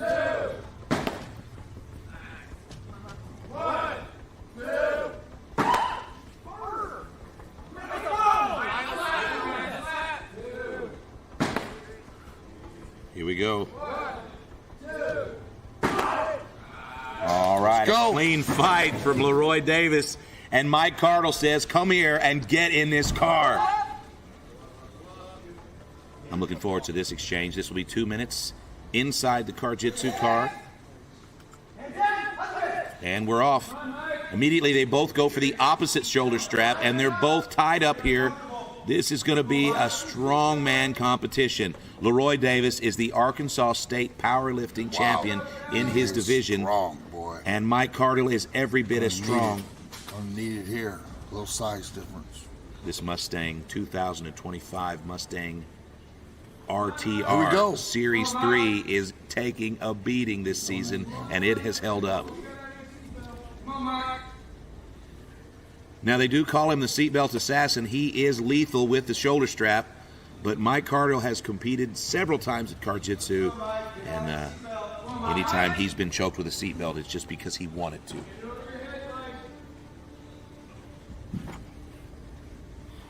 Four minutes into the run and no penalties, Mark. That means right now Laroy Davis is a front runner. But he did expel an incredible amount of energy at Ultimate Tire Wrestling. He gets the tap and he's out. Out the window. Shirt comes off and he What is a run. Yeah, that was incredible. Look at this. He's ready. Let's go. All right. Looking at the lead runner right here, I Very think. quickly, we're going to put on the line of scrimmage. He's so fast, he was ahead of the official. I like that sense of urgency. Here we go. Right to it. 1, 2, 3. All right, a nice shot there. He shrugs it off, and he's going to set his feet. Told Faithful to step it up a little bit. This is the first chop of 3. Maybe not 10. Okay, not bad. Oh, they got him for clubbing. Okay, that's going to be 15 seconds added to the score. But no one has gotten this far with only one penalty so far. Okay, and a big shot to the tummy. And Laroy Davis eats it. What about that last round? Was it just one penalty? There was a couple. Here we go. Oh, that was a little turd slap. Just got him right in the areola. It was clean, however, and that's what matters. This is the third chop. And a big one to the left. I like how Fafo spaced those out for him, though. He's not trying to be mean. Here we go. Why is he cupping it? Oh, it is a good chop. Go. Here we go. All right, now Laroy Davis headed to the coffin. Put the shirt down. And we're off. Now Laroy needs to hold Raven. Laroy needs to hold Raven in the coffin for 1 minute. Raven wants out. This will be a tough one to get out. He's so strong. These guys don't like putting their shirt back on Raven after chest really wearing down. You can see it in his legs. Yeah, man. Every day. Oh, that was a nice little struggle there. Feel that the one seatbelt tomorrow. assassin takes that post, and now Raven is in deep water. Let's Go. Raven's trying to make a little bit of space here. Let's go, Raven. And he's taken back down to his back. The seatbelt assassin with some great, great strategy, Mark Coleman. It's very frustrating. Raven's working up again. He's cage walking up the side of that coffin. Now that coffin is matted. It's 2.5-inch thick EVA padded foam, but it is not comfortable. It just keeps you from hurting yourself. All right, so now we're going to switch positions. There's a minute left here. Watch this. It's going to explode. Laroy Davis is going to need to get out of this coffin, and he has a chance. Here we go. The purple team needs this win, Mark. If Laroy Davis was to win the gauntlet, the purple team would be in first place, according to the standings now. Good work by Raven. Clamp down. Raven's got a hold. He's got that knee over the side of the coffin, and he's out. Oh, Raven squeezed. And that's a run by Laroy Davis. Like the leader right there to me. Wow. It's so close. By far, that was the most explosive run of the night. I'm looking at the clock, and I can tell you still very, very close, all of these guys. Let's go back down here to the gauntlet, and our host, Dallin Getling, with Laroy, the seatbelt assassin. Almost a perfect run there. Davis. You kept all your dreads this time? Hopefully. All right, man. Hey, great job. You, I was surprised you took your time on the chops. Was that just for entertainment purposes? Were you catching your breath? What was going on there? It was a mixture. Them chops, they was winning me. It's a lot stronger than I liked it, but hey, I come from the fade. It was all good. It was all love. I'm like, give me that hand, baby. Give me that power. It fueled me, but I was catching my breath. Yep. Well, man, you were very explosive, very quick in the car, as well as the coffin. Obviously, you did as well as you could. So I'm not sure if that. I don't know the times. How do you think you did? Well, I think I'm the quickest. Besides that penalty, I only know I got one, maybe two. I'm just trying to out here put on a show and bring back the purple team. Well, you did a great job. Now, I know that you were going for the dunk, right? That didn't go as well as you thought? It was horrible. That first round? It was horrible. I'm like, why are you so strong? You suck. Well, we got him for a reason. He's good. Yes. Never been dunked. Okay. Well, let's go back to JT and Mark and see what they have to say about it. Mark? Good round. We knew he was going to be an explosive athlete, and he performed, stepped up to the plate, and 2 fouls. Otherwise, a perfect run. Yeah, it was great. It was explosive. You're quick on your feet. As soon as you got the tap, you were out the window. The slaps were good. Your feet never moved. I mean, you know, you weren't throwing crazy power, but that's probably smart in the situation. Great hustle out of the car. Yeah, it was really great, man. And Get to the next round. Yep. It was interesting to see how close John got to dunking you before he realized he wasn't supposed to. So we might have to book that match at the actual next Ultimate Tire Wrestling match. But I have to say, our odds maker's sitting next to me, and I can't see his laptop because for some reason the print is so tiny. I think it's some sort of a mechanism to keep me from knowing. But I would say that I would think that's probably one of the more fast runs of the night. Felt like it. Anything can happen, man. With the amount of points your team has on the leaderboard, you don't have to win. You can just get in the first or second position, and they can still win the season. So I understand, man. I understand, man. But it was a great run, and you're one of. You like your attitude. Yeah, you're one of our favorites. Keep working hard. Yeah, good luck. Any quick shout-outs? Well, I want to shout out to all the challengers. Honestly, you black teams, some of y'all are allies, some of y'all are enemies, but the truth is, it's all love. And if you wasn't here, JT wasn't here, none of the fans, if y'all wasn't here, we wouldn't do this. I'm lying just a little bit. We'll do it for the love of the game. But really, all y'all coming together makes it true. That's making magic, baby. Right on, man. Well, great job. Loy Davis. I'll tell you what, man, that was an exciting run. Laroy Davis, one of the most explosive athletes in all of PLN sports. You'll see him at Car Jitsu. You'll see him at Ultimate Tire Wrestling. And also, he just had a Muay Thai fight recently. Kicked the dude's butt at Muay Thai. So doing all the cool stuff. And making love to beautiful women all across the land. No, it's not Mark Holman. It's Laroy Davis. All right, so we've got another edit for you. We want to show you a couple more bright spots from the 10-week run of Friday Night Fights. It has just been absolutely crazy. I'm so glad that we decided to do this 10-week series. And let us know. Get in touch with us on social media. Email us. Hit us up at ProLeagueNetwork.com. If you'd like to see a second season of PLN's Friday Night Fights, let us know. Let's go ahead and take a look at a couple more high points, and then we'll run to the commercial break.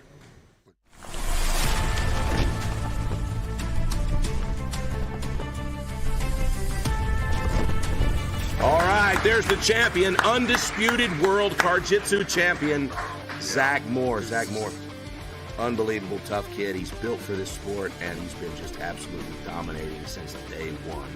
Few issues. He's got some knee problems that have had him withdraw from some tournaments. So there is a chance. There is a chance at a big win for Minsky if he can push Zac out of his comfort zone. Now look at here, Minsky immediately to the back. He's attacking from the back, but it looks like Zac's going to come out the back door here and transition to the top. Now, you can see here that Minsky's going to go to the back where there's a little bit more room. He's a lanky guy. A little bit of pressure here coming from Zac. Now, Zac's going to go ahead and break him down, and he's going to touch the mat on the driver's side. So we're going to go ahead and reset here quickly. You can cut the intensity in this room with a knife mark. And here we go. We're going to engage quickly. Nice. And so he's got to stay in this position. And there's the tap. Well, he is the world champion. Anybody you want to give a shout out to? And everybody, my wife, my kids, people who keep me going to do this every day. PLN Networks, JT, my good boy Dallin. Well, congratulations. Very entertaining night.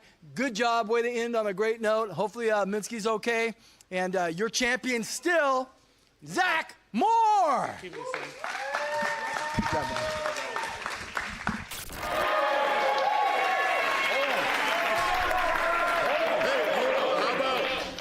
How about it was so damn close, we go a couple more for the crowd. Let's go. Let's go. Shout, shout, shout, shout, shout, shout, shout, shout, shout,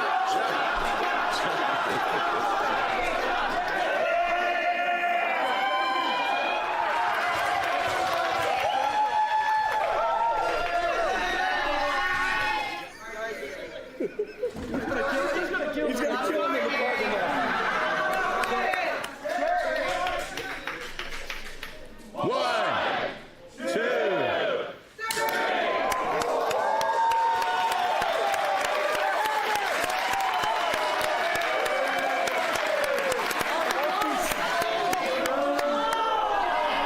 I did not approve this.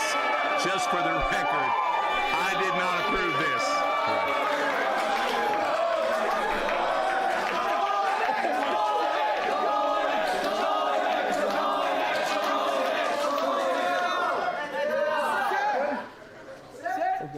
Oh my God, no.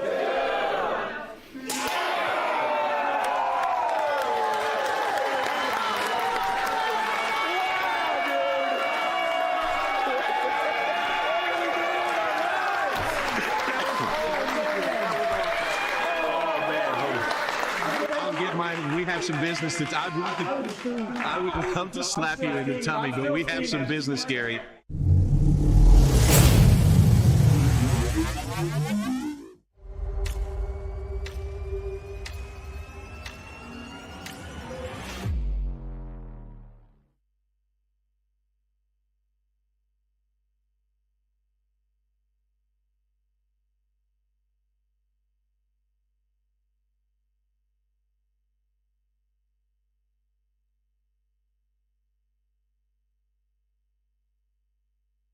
But we have some business, Gary.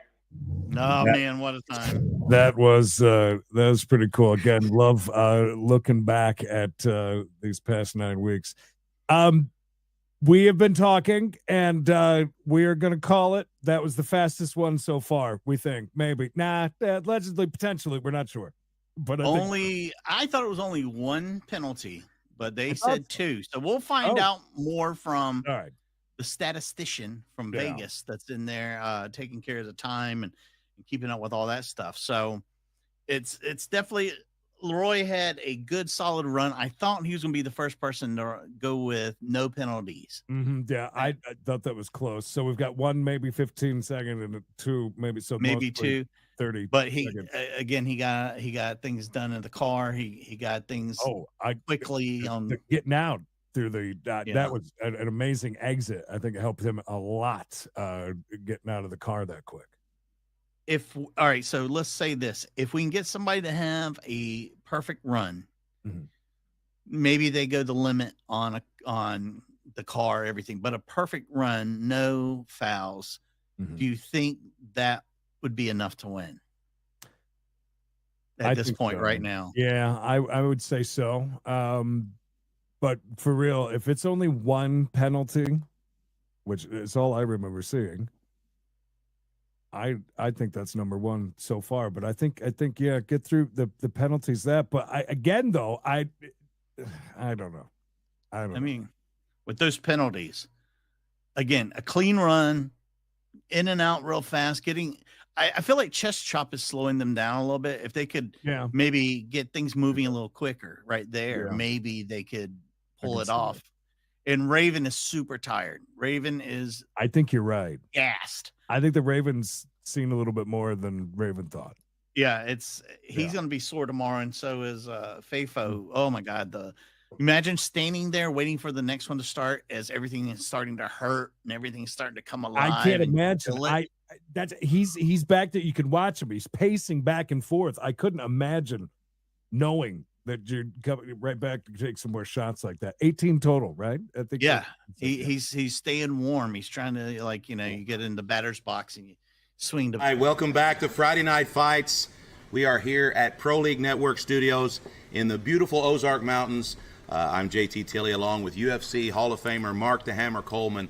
And so far tonight, we have watched 4 competitors run through the PLN gauntlet, and it has been incredible. But there's 2 team representatives left in the green room ready to run. And without any further ado, let's take a look at who's up next. The green team, Black Larry! Larry with the cool headband tonight.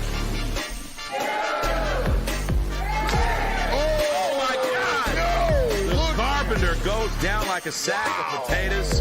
He almost bounces off the mat, and we're off. Black Larry takes his shoulder strap off like quickly. And he's got the hangman's noose already. This is like a crime in progress. Oh, Black Larry with the toe. Tap out immediately.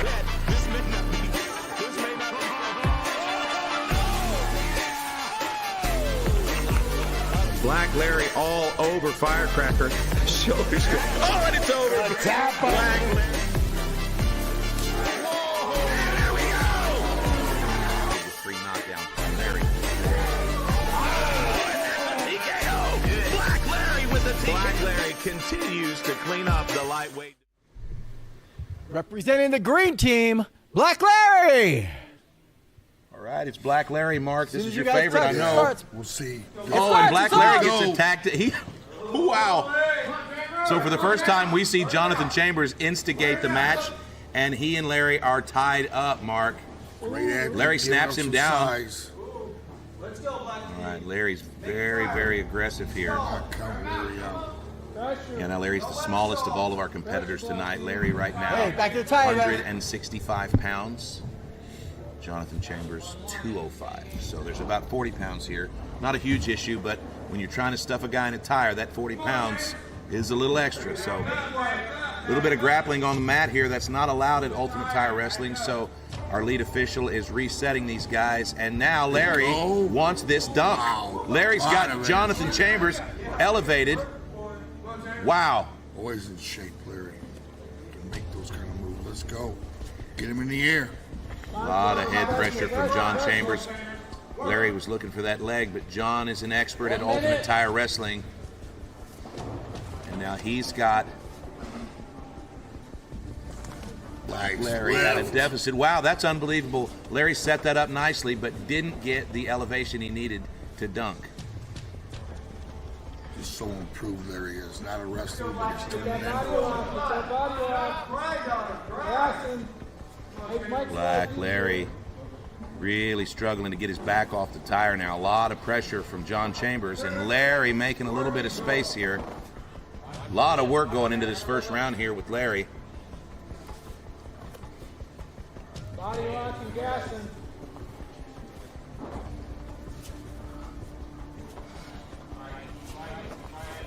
Ooh, big suplex. Good round, good work. Make those last 10 seconds hurt. Grind on it. Larry just absolutely exhausting himself. And that's going to be the end of the 2 minutes. Larry's going over here to the barrel.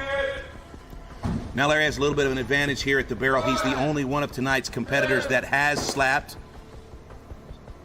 Very likely he will have no penalties. Oh no! And just as I said that, I screwed Larry. Whacked him. All right, a little soft. Larry's trying to play it safe, but he might get called for being too timid. Let's go. Look at his technique. There we go. Oh, they're going to call him for that. Larry's in trouble. Mental. Okay, nice one. Larry to the eyeball. Okay, and we're out of here. He's got a lot of catching up. Yeah, that sucks that Larry hard round here. Those were two big boners of a problem. Really put Larry in a bad spot. Larry really needs to make something happen here, and he is almost 100 pounds difference, 80 pounds difference rather, from Mike. What is this? Larry very aggressive in the car. Mike is in trouble. Wow! Larry baits him with the seatbelt and then goes for the RNC. Chin's tucked. Oh, and now he's going to go back to the seatbelt. Wow, that was almost the fastest tap of the evening, and Cardle escapes. Wow. That would have been big. Mike Cardle is putting in. Whoa, unbelievable here. Cardle is good with this defense. Every time Larry gets it under, Mike slides it back off. Larry really been getting putting in some crazy work. Yeah, absolutely. The black team surrounding the car, giving advice to Mike Cardle. No one cornering Larry. Larry's on his own. He's got both shoulder straps in play, and Larry is putting in some big work, expelling a lot of energy, but not ending the round. He's got 2 penalties on his run so far. That's 30 seconds. And so far, Larry is not having the type of run that he needed, but he still has 2 stations left. He will have to make up for it. In the end, it's going to come down to the call for more. That's true. Now, Larry does have incredible cardio. That's one weapon he always has. So it won't be fatigue, but it might be the adrenaline. He will have the advantage of running into a very, very... Okay, he's got the tap. Oh, nice job, Larry. Here we go. All right, Larry's going to get naked here, and we are at chest chop. Here's the field of play. Look at Larry's face. He is in the zone. Look at this kid. Love it.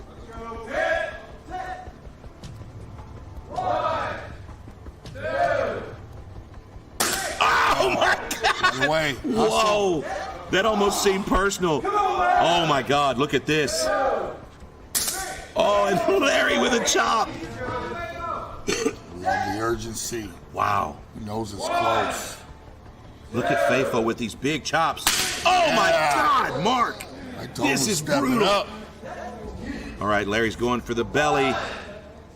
Spreading his fingers out. Oh, my God. Wow. He almost gave this man a mastectomy. Here we go. 3rd chop for Faithful. Oh, my God. No flinching. One last chop. Larry's got to get this off fast if it's going to be a factor. 1, 2. Oh, another good chop. Let's go. Larry picked up Leave some it off. here. Leave it off. Let's go. Okay, Cole. Leave it off. Larry to leave it off. Larry wastes just a little bit of time here. All right, and here we go. Raven wants to escape. Now, Raven's got a little bit of size. There's an advantage here. Okay, Raven needs out of here. He can't escape over the top. Okay, he can escape the side. Larry's going to try to pull him in, and he's out. Larry to the bottom. Wow, that was pretty cool. It's on. Good job, Raven. Raven is crushing it at Ultimate Tire Wrestling and Karjitsu, but oh my God! Larry's out. Larry forgets to push the button. Oh no! Wow. This Okay. will be close. Wow. Okay, so that was a great run. Let's be honest. That was a fantastic run. A little bit psychotic, a little crazy, and then a big mistake at the end. How's that work? Raven got out, but how's that work with the time? Well, once you escape from the bottom, you've got to go turn on the button. I mean the other way around. Raven got out this time. Well, it didn't matter because Larry got out so quickly. But if he hadn't gotten out, it would have been the rest. Okay, I see. Whatever the The rest added of the 2 time. minutes. Okay.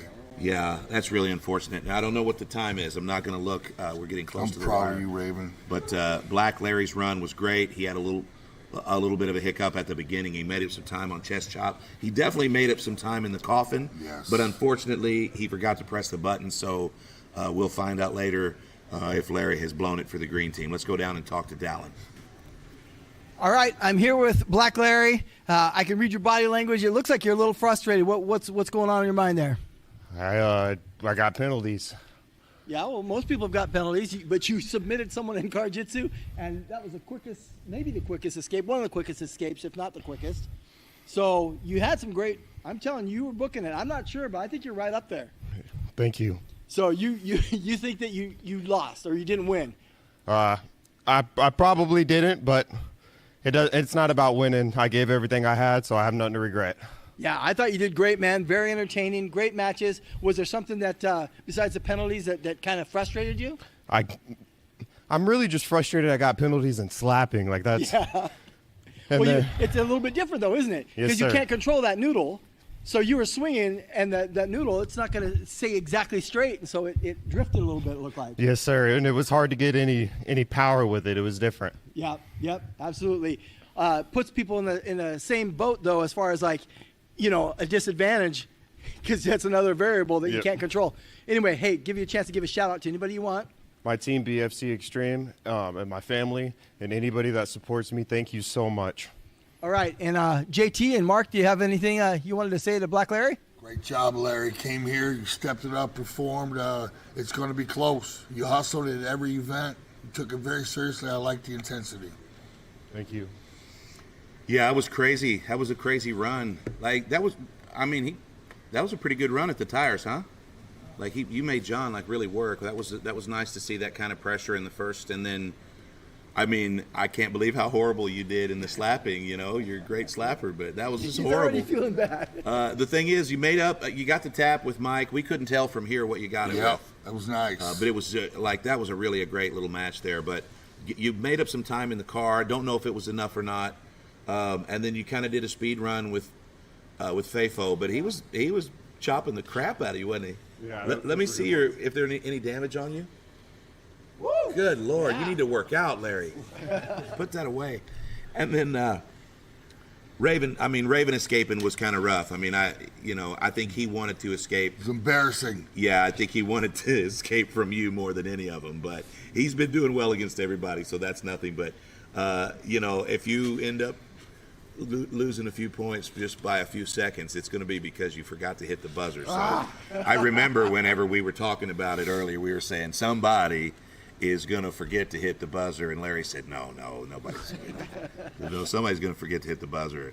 But it would seem like about 3 seconds. So if you're not the winner by less than a 3 second margin, it's because of the buzzer. But it looks like you might be close. Everybody's kind of within the same little margin. So maybe we'll see what happens. But it was fun to watch, Mark. Just keep working hard, Larry. Proud of you. I've known you for 2-3 years. You keep getting better. Good job tonight.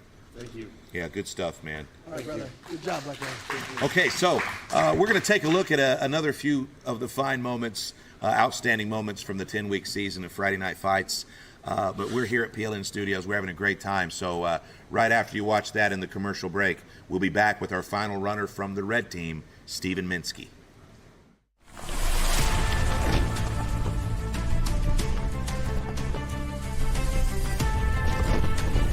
Let's give him a hand. It's the #1 contender, Grizzly. 400 pounds.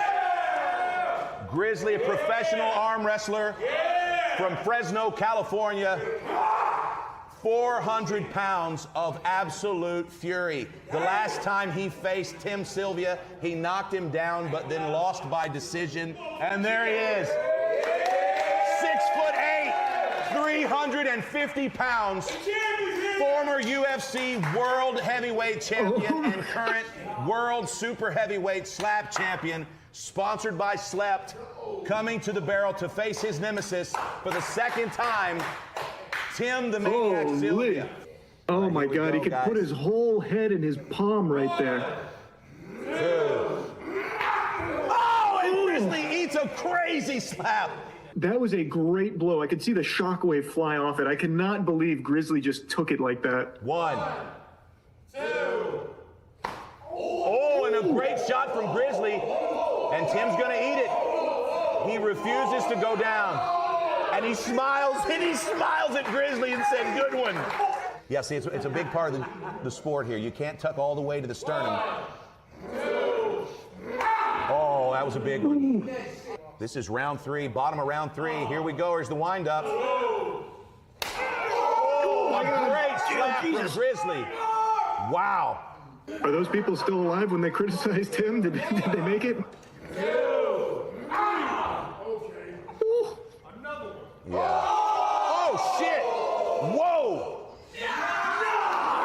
So, he said another one. 1, 2. Oh, man, Grizzly with another big shot.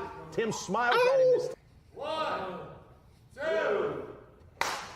Oh, my God. He answered right back. That's a big shot. Tim's going to stay on his feet, but he definitely respected that slap. Let me turn your tiny head, Charlie. Look at this.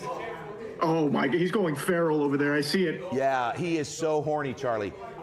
Almost the perfect build for slapping. He's like a molar. Oh my God. These are Can you hear these, Charlie, how loud these are? So I hear the initial impact, but then once the actual shock wave hits, it takes out all my audio. Tim the Maniac Sylvia, the world super heavyweight champion. Final slap of the match. Everything he's got. Oh, and it's a clean slap. And look at Grizzly. Holy smokes. This is it, Charlie. This is it. Oh! Tim stays on his feet. That's the match, ladies and gentlemen. Oh. So, Charlie, I don't know if you caught that. Tim actually did that. He wanted to give Grizzly the belt himself, so he was being a genius, not an asshole. That was my bad. I'm the asshole on that one. Tim Sylvia, always a gentleman. And ladies and gentlemen, it's only fitting that Tim make the announcement. It's your new world slap fighting super heavyweight champion, Grizzly. Someone in the crowd is calling for the DDT. Oh, and there's a duck! Wow! He's in! Holy crap! Mallet wins by duck! It's over! It's over! Holy shit! Whoa, he's almost there! He looks like he's got it! He's almost got it! All he's got to do is fold that arm in! All he's got to do is fold it in! It's almost there! Oh my God, it's over! Yes! Wow! Mallet dunks firecracker at Ultimate Tire Wrestling! Wow! Let's go!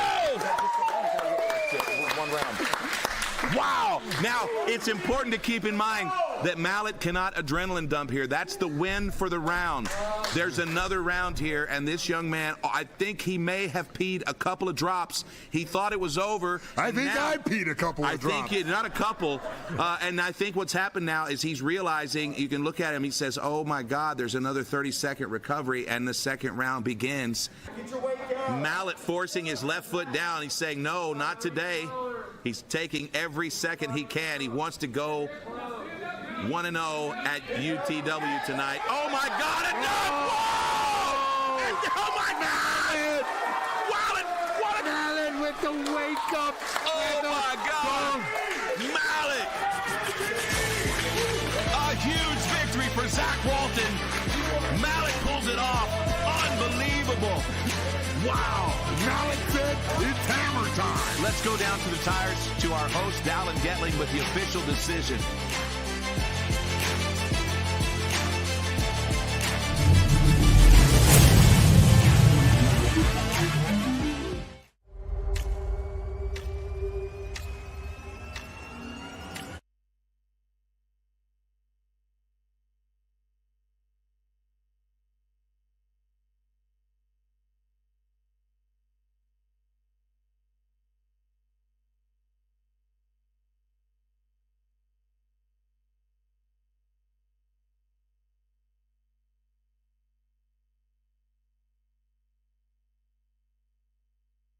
And one of our best, our boy Mallet, just doing what he did and made it into the top 10 is absolutely beautiful. By the way, I went back and watched our reaction to that. Really? Yeah. Yeah.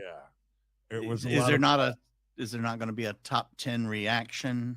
We nowhere. Should be. That's next year, Mikey. Mallet did so great on that. I'm glad it made it to the. And we might listen, Mallet, when we come and see everybody. I don't know about the Golden Corral. We'll talk about it. We might take you somewhere nicer. That's kind of fancy, the Golden Corral. You got Denny's there? I heard there's a great Denny's. I heard there's a Denny's. I heard a story. You want to talk about it? No, not here. Oh, okay. A great top 10. Congratulations to Mallet for coming and showing what he could do, taking the number 1 spot. Not only on the top 10, he is number 1. I also want to give an honorable mention to JT Tilley, who got out a couple of shits there during that. And then 2 shits in an asshole. And then yells at the competitors when they say this.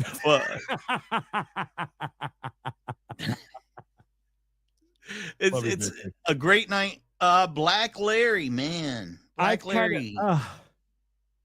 We were talking about it during our broadcast, and like, if this was the noodle, Larry's holding the noodle like this at an angle. He needs help holding the noodle. Somebody showed Black Larry how to hold his noodle. Yeah, Black Larry needs help holding his noodle. Your noodle needs to look like this, Larry. Yours was like this. Right. Yeah. That's why he kept getting penalties. Like Black this. Larry doesn't. We're back. JT Tilley here with Mark the Hammer Coleman. And Mark, yes, sir. It's good to have you. You know, you get older, the restroom and stuff. I wouldn't know about that. Yeah. I don't know anything about the restroom stuff. But I will tell you, that was a crazy run by Black Larry. That was a special run. For him to get to submission in the car, that was excellent. I went out to say great run to Black Larry. He was disappointed because he got a couple penalties at the barrel, which, later that'll be hilarious. But for now, he's upset. He thinks it's going to cost the green team. And, we'll see. It's almost time. We've got one more competitor left. And black team, you guys hanging in there? Oh, yeah. Big advantage for the red team tonight, being the last team chosen, because that means our next runner will have these guys after they've spent, I want to say, a combined 50 minutes competing. So only Raven's showing the wear and tear physically on his face. Yeah, Mark's going in on Raven tonight. Yeah, Raven. Worried about him. He said something earlier about he had like little baby deer legs, and then he just now said something about he looked like he had a dip. His legs went like second round. Yeah, it's interesting. I'm sure he'll have fighting hard just using his upper body. I feel like Raven's going to want to compare legs with you later, so we'll get the behind the scenes footage of that for everybody. But black team's holding up strong, putting in some big work tonight, and all of these competitors are within a very short span of each other, so it's very close. And our final runner has an opportunity here to bring his team from last place to not last place. Take a look.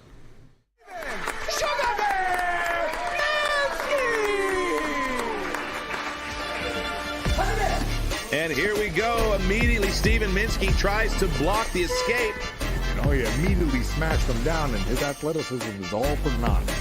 Laroy Davis getting smashed, kind of more of a neck crank. It looked like he was going to take the back, but Leroy's working his way. Look here, it looks like a baby deer birth. He's going to move back to mount. He didn't have any success at the back, but now it looks like Leroy's giving the back. Yeah. And we've got a nice little choke work in Mayhem. Minsky really perfected the up out of the seat. Minsky wants in the back seat. He wants the hangman's noose. Oh, and now he's in the back seat. Yeah, all right, a little bit of work by Minsky here. It's nice to see. Minsky with that Kimura, another clever move there. There is a chance at a big win for Minsky if he can push Zac out of his comfort zone. Steven Minsky, Mark, you remember Steven? Yeah. He's a crowd favorite, and he's been winning a lot of matches. Presenting the red team, Steven Sugar Bear Minsky. I like the way Dallas says Sugar Bear. Nice. It's like the bear from Jungle Book. Oh wow, he almost started that with a strike. All right, now he's got a finger on the lip there. He's going to have to finger lipper. Wow, Minsky is going in hot. This guy is looking for the dunk. This is his first opportunity at the barrel. Excuse me, at the tires. He's not been at the barrel yet either. But Steven Minsky looking to change the game here and finish this first station quickly. Let's go, guys. Now we're about 14 seconds in here, and Minsky's going to try a new strategy. He's going to go ahead and jump up there. This probably isn't a great strategy, and I think he just realized that. So he's going to come in from the outside. Now that's one thing about Steven Minsky. He's a mixed martial art. I think he's got about 15 or 20 fights, and he just knows one speed, and that's go. All right. Now Minsky's he's fingering the lip. He's going to have to learn to overhook that lip. And he's fingering the lip again. Why can't you finger the lip again? Well, it's just super unpopular. But here at Ultimate Tire Wrestling, you've got to overhook the lip of the tire. And the official just didn't see. He was kind of in a bad position. But I don't think it's made a big difference. We're halfway through this round, and Steven Minsky is realizing why they say Ultimate Tire Wrestling is one of the more exhausting sports. Oh. Minsky always wanted to play for the cameras, but when shit gets real, he is there, and he's never afraid of a fight. So he's engaged in 90 seconds of combat so far here at the tires, but now he's away from the tire. Warning from the official, if he steps away like that again, they may hit him with a penalty. All right, we're moving.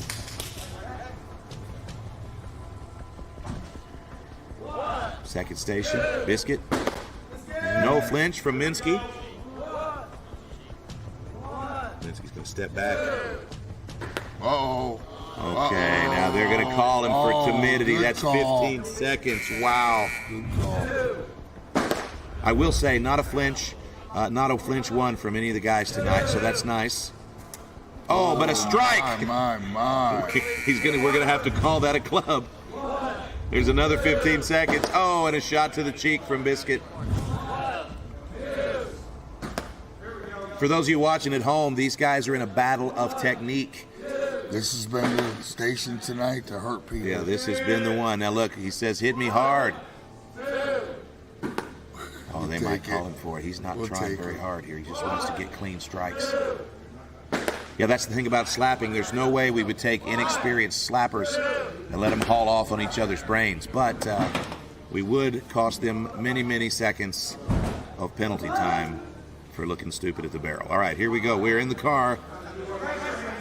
Mike Cardle versus Steven Minsky, and we're off. These two have met in the car before. Steven and Mike have history, and now we find Mike as a defender who is not allowed to submit. Minski is the only one available to end this match by submission, and he's going to try with everything he's got to make this time up and move to the next station. Not because he's excited about the next station, it's just mostly because at the next station, Mark, you get to take your shirt off, and Minsky loves to take his shirt off on TV. Kind of like yourself. All right, now the last time we saw Minsky in this position, he got in a bad spot and he went out unconscious. So we have to be very careful. We know that he'll find himself in this position and just stay there until death. So we've got to make sure and protect him from himself. He's got to show some urgency here if he wants to win this event. Yeah, tonight during the physicals, our medic decided to put a cone on Steven Minsky, but it was hard for him to compete because his vision was obscured. So he's coming in here bareback. All right, Mike Cardle saying hello to his pretty wife. And Minsky's just kind of surviving here, Mark. Yeah. I don't know if he's conserving his energy. Gotta turn it up. That's his job to put the pressure on him. So we gotta turn it up, black team. Come on. Get the black team going. Mike Cardle putting in big work with that right cheek. And Minsky is just getting smashed into the driver's seat, Mark. He's showing no sign of struggle. Looks like he could be just kind of stalling and saving his energy, but it's not fun getting smashed into that seat, and it might be more fatiguing than he realizes. And it's costing him valuable time. I love the horn, but I think Mike may have just been being sarcastic. All right, Minsky's out. He's on his way to chest chop, and he's exhausted. Wobbly. Wow, look at them legs. He's trying to pull it back together here. He's just been smashed by 2 different opponents and noodled in the face by a biscuit. Here we go. Minsky's been in tougher positions than this. He's going to pull it together. And here's the first chop. Lots of fear in the face. Oh, to the tit. Woo! No. All right, Minsky eats it, and now it's his turn to eat the bologna. Stephen Minsky set his feet. And here we go. Chop 1. All right, a good chop from Minsky. And he's back on the line of scrimmage. Look at the face of Stephen Minsky, Mark. You think he's enjoying himself? Yeah. Oh, my God! Wow, Boy, Stephen that. Minsky slapped by Fafo unmercilessly. And Stephen Minsky to the tummy. Wow. All right, this is the final chop for Minsky to receive. And he's not enjoying himself during the gauntlet. This is not fun for Stephen Minsky. Oh, and he gets clubbed to the titty, and that's no fun. Now he's going to have to deliver a strike here, so there's no time to be injured. He's going to have to do something miraculous in there. I love it. Steve Minsky with 3 of the biggest chops we've seen, and now Minsky with a pretty decent time running in. Minsky's going to have to hold this guy down, and he's got a big weight advantage. He's got about 30 pounds on Raven, but Raven is squirrely. Raven's been through 5 big, skilled opponents tonight, so this is a big advantage for Minsky, but Raven is not one to give up. He is a champion, and his tiny legs can kick. That's a tight squeeze there, man. Stephen Minsky doesn't look fun. Raven's just still trying to ride out the clock here, Mark. Let's go, Raven. Come on, Raven. Raven's trying to hip out, but Minsky's going to go ahead and use his jiu-jitsu to maintain that top position. Now at Ultimate Tire Wrestling, you cannot submit your opponent, but that doesn't mean you can't use the basic principles of Brazilian Jiu-Jitsu. All right, we're almost through this first minute, and then we'll change positions, and Minsky will stop from the bottom. He'll have to get out. Rapid time. Oh, and Raven escapes. Oh, Raven is out. All right, we're going to immediately reset here. Wow. It don't matter. He's got to get out fast or it's over. Let's go. All right, Minsky's in position. Raven's going to oblige. And we're off. Minsky needs out of this coffin, and he needs out now. He's got a huge weight advantage, but Raven's got his legs. Steven needs out of there. And he's out. And he's out. Wow, not a bad run. He picked up some big time. Not bad. We'll see. Stephen Minsky coming in. I like my guy's chances. Wow. Minsky come in as a replacement. There was another team member, Okie Savage, was going to compete tonight, and he was injured last week at the Creek, and so he was having to take some time and heal. So we called Stephen Minsky. He said, I'll do it, and on about 4 days' notice, not a bad run. Let's go take a look at Stephen Minsky and Dallin Getling at the Gauntlet. All right, man. Well, just like everybody else, you had your high points and your low points. Let's start with the low. What was the thing that kind of set you back? Oh, man. This cat right here just decided to sit on his butt half the time. This cat over here got the jump on me. In the car? Got my neck, man. That's my weak point. You get my neck, it's kind of a wrap.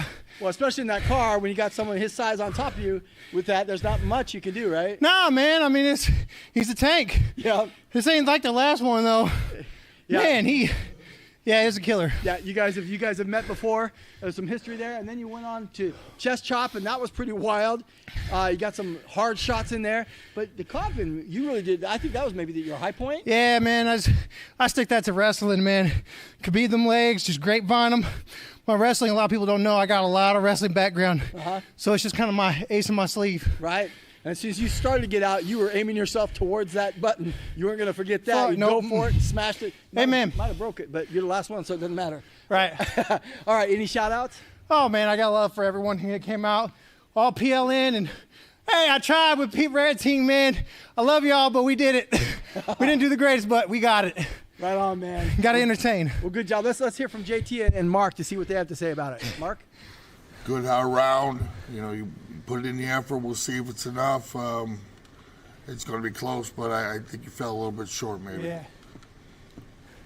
Oh man, yeah, I'm still with you here. I just I'm looking at my notes. I'm looking at the times, and it's actually it wasn't a horrible run. It was actually, you made up some big time here. Can I see your tummy? Oh, man, you want to see that sexiness? You got to call me after show. Look at that. Man, that's unfortunate. Oh, no, that's my line. So that last one, it was almost like he just threw a right hook to the body. He clubbed the crap out of it. That stung a little. Yeah, that part was a club. But What happened with the slap? A little soft on your slaps. Is that harder than you thought? Oh, man, I wasn't expecting. It's that third one, man. That last one he got me with just taking like a hook to the liver.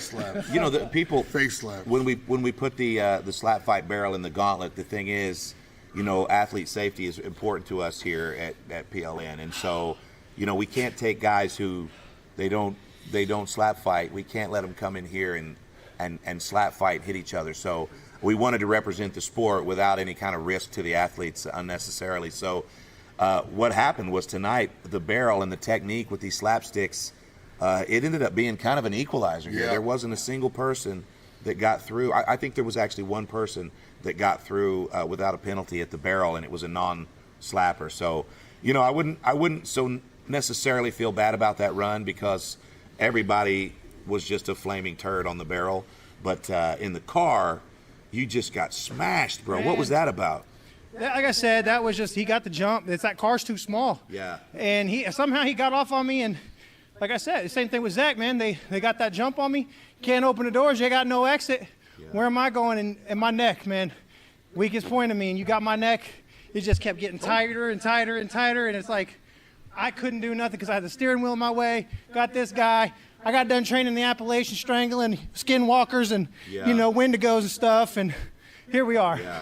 This was one of those conversations where I was really with you, and then about halfway through that last statement, I started to feel like that I need to know what kind of drugs you did before the competition. Yeah, come to Tibet Mountains, man. You gotta be a monk. Here's what I would say. Yeah, man, at Karjitsu, it's tough if you don't get the jump, But after a couple times of getting smashed by a guy that got the jump on you, practice jumping. Because, train man, that neck. It's not good to have a weak neck. When you got out of that car, man, it looked like you were just 3 sheets to the wind, man. You were just done. And so to take 3 chops from a 300-pound professional chopper, I mean, that was a brutal moment in your life. So I can't wait for you to see that footage. He was the nicest. What are you talking about? I felt like this particular run was kind of like a bad episode of Fear Factor more than PLN's Gauntlet. Target on my back, coach. No, I think. Yeah, just a little bit. I think you did okay, but God, it was so much fun to watch the chops. I tell you what, go ahead and make your way back to the lounge, and we're going to go ahead and take a look at these numbers. We're not going to announce to you the winners of the season. Now, we haven't calculated. David's working on the numbers, and in a few moments we're going to go to a commercial break. When we return, we will announce the winner of Friday Night Fights PLN. However, right now we're going to take a look at the numbers, and I think I've just received them. Wow, okay. All right, so for everyone listening in the Athlete Lounge and for everyone in TV land, the numbers are in, and tonight, giving the worst performance, meaning 6th place, last place receiving only 5 points, Groundshark. Now, I'm shocked by that, I have to tell you. He was one of my picks. He was one of my favorites. But tonight, Groundshark bringing 5 points to the pink team. The pink team was in the lead. Now, that doesn't mean they're not going to win tonight, but mathematically, it's going to be really hard for the pink team to take this home. 5th place, the red team. So Stephen Minsky, pretty good job not losing. Now, the red team is definitely not the winner of Friday Night Fights. That's going to eliminate them as a contender, but it was really fun watching the red team compete this season, and hopefully the members of the red team will return, and most of them, from the looks of it, might have to take some time off to heal their tummies. Now let's go to 4th place, receiving 20 points, the gold team. So Cole Owens coming in, 20 points for the gold team. That will also eliminate the gold team as an option for PLN's top team this year. And that leaves us with the top 3 teams.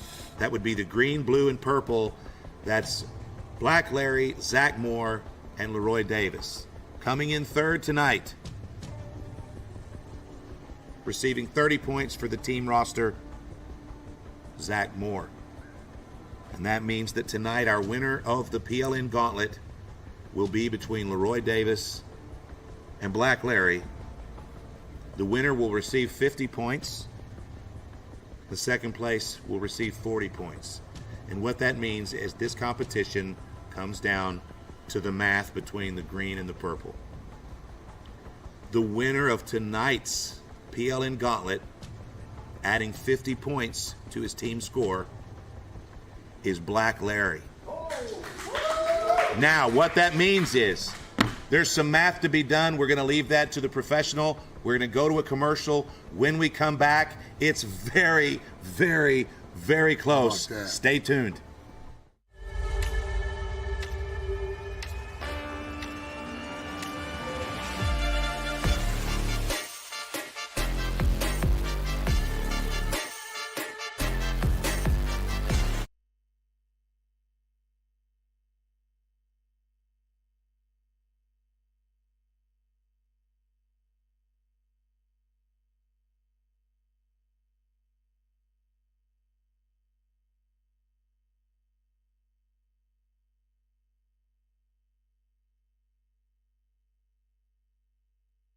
Not expecting, first of all, who came in last. We thought that he did decent. I thought Landshark did a decent run. He come in last. Wowzers. My mind, though, is blown. My mind is blown because Black Larry thought for sure he had sunk his team. He thought sure did. He thought there was no chance that he was going to be able to bring his team back from the brink. It's just, they won tonight. Not like JT said, though. Got some math. That's they call that a cliffhanger, I think, is what they call that. Something like that. I mean, here we are now. Just because the team was at the top going into this, the 50 points. When I went through all this with JT, I could see that with everybody's points, it left it open to anyone. Right. So a great performance here would be probably more than enough to take first place, but we'll have to wait and see how many points they both had going into this, which is the thing we don't know. How many points did they have prior to this event? Wow. Larry, my God, I hope Larry has got a smile on his face. He better have a big ass smile right now because he was being hard on himself. Yeah, it really is. I mean, I cannot believe it. Good going, Lair. A super night, everybody. I was surprised that Zac Moore wasn't at least top 2. I was surprised about that. I thought he had them, but again, he did have those penalties, almost a minute's worth of penalties. I thought maybe he had made up that time with the car and the coffin, but apparently it was not enough to.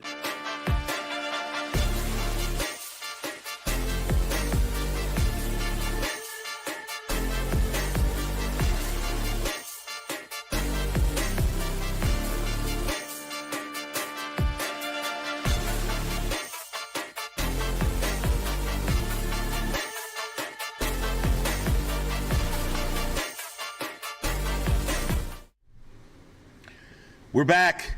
We've been doing some pretty intense math here, and it has been a really close race. And I want to say to everybody involved, everyone here at Pro League Network Studios, all of you at home watching and supporting, all of the athletes and everyone in our home offices in New York City, this has been an incredible, incredible run. Every week we've had over 100 million impressions. It's just been incredible, and we thank you all for supporting. But it all comes down to this. The Friday Night Fights Team Competition 2025, 10 weeks, 5 sports, 42 athletes. In last place, starting out today in first place, falling all the way to last place, it's the pink team. So how about a hand, gentlemen, for Groundshark at what is the first loss we've seen him take in a long time. He's going to take it on the chin. All right, go ahead, and Dallon's going to have a conversation with you.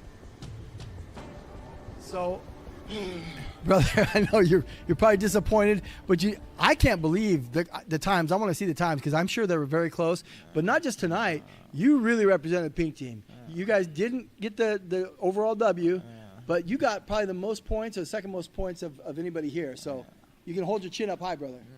Okay. Yeah, but I'm gonna win. I'm gonna win all these competitions individually. When we start getting solid brackets for all of these, I'm coming for everybody. I'm dunking you next time. Well, wait. What if we do more tough men like this though? You gotta adapt and learn. Yeah, of course. Hopefully I'm not first, but yeah, I got this. I got this all nailed down. I'll come back even better and more handsome than before. It's fine. Impossible. Yeah. All right, brother. I'll find a way. Good job. No, I mean the more handsome part. All right, good job, brother. Man, that's awkward. That's awkward. You know, Groundshark's a great guy, and we love having him at Pro League Network, but, you know, for us to bring him out like this and put him in last place and humiliate him, that was well worth it. How does it feel not to win, Groundshark? Okay. Eggs. I hate it. Yeah, it's rough. I would like to come clean with you, though. Groundshark finishing in 4th place for the pink team. Still not winning, but not necessarily last place. Give him a hand, folks. Groundshark, CJ Hunter. He lost the gauntlet in horrible fashion, but he did come in 4th place this season for the pink team. So congratulations. Let's go to our next competitor tonight. If we could bring out Stephen Minsky from the red team. Come on out, Stephen.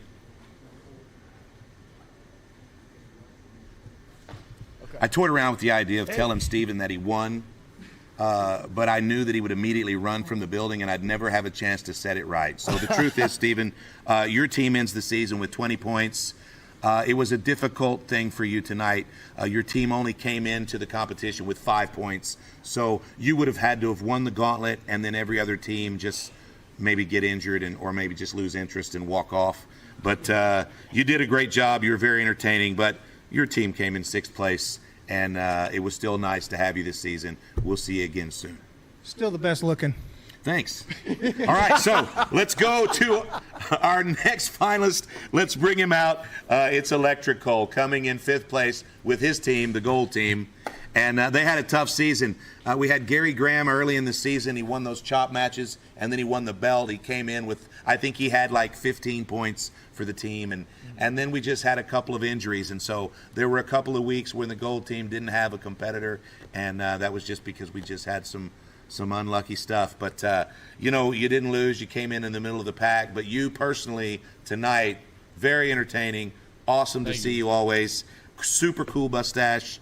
I bet you can get into bars now, which is great. Yeah, I don't get ID'd now. No, it's the mustache. You can almost shut the bar down. But, yeah, that's going to be the gold team coming in 4th place. All right, thanks, guys. 5th place. I told him the wrong place. Should I just let him feel like he got 4th place? All right, so the gold team, they're going to be living a lie. They're all going to feel like they got 4th place. And if it's ever on a resume and anyone calls me, I'm screwing them. Are we on? All right, let's bring him out, guys. It's Laroy Davis. He's bringing in 65 points for the purple team. They're finishing the season in 3rd place. Come on out, Leroy. He had a great run tonight. Leroy was the man tonight. by far, you were our fans' favorite this evening. Great run. It's fun to watch you, but you just, by just a few seconds, our statistician told me earlier, he said all of those first runs, you guys that went in the first few pack, it was like a 2-second division between you guys. So, you know, this was one of those things where just 2 seconds faster and your team may have won the whole thing, you know. So, way to blow it. But it's Laroy Davis, ladies and gentlemen, our good friend and colleague. Third place for the purple team. Congratulations, my friend. Shoot.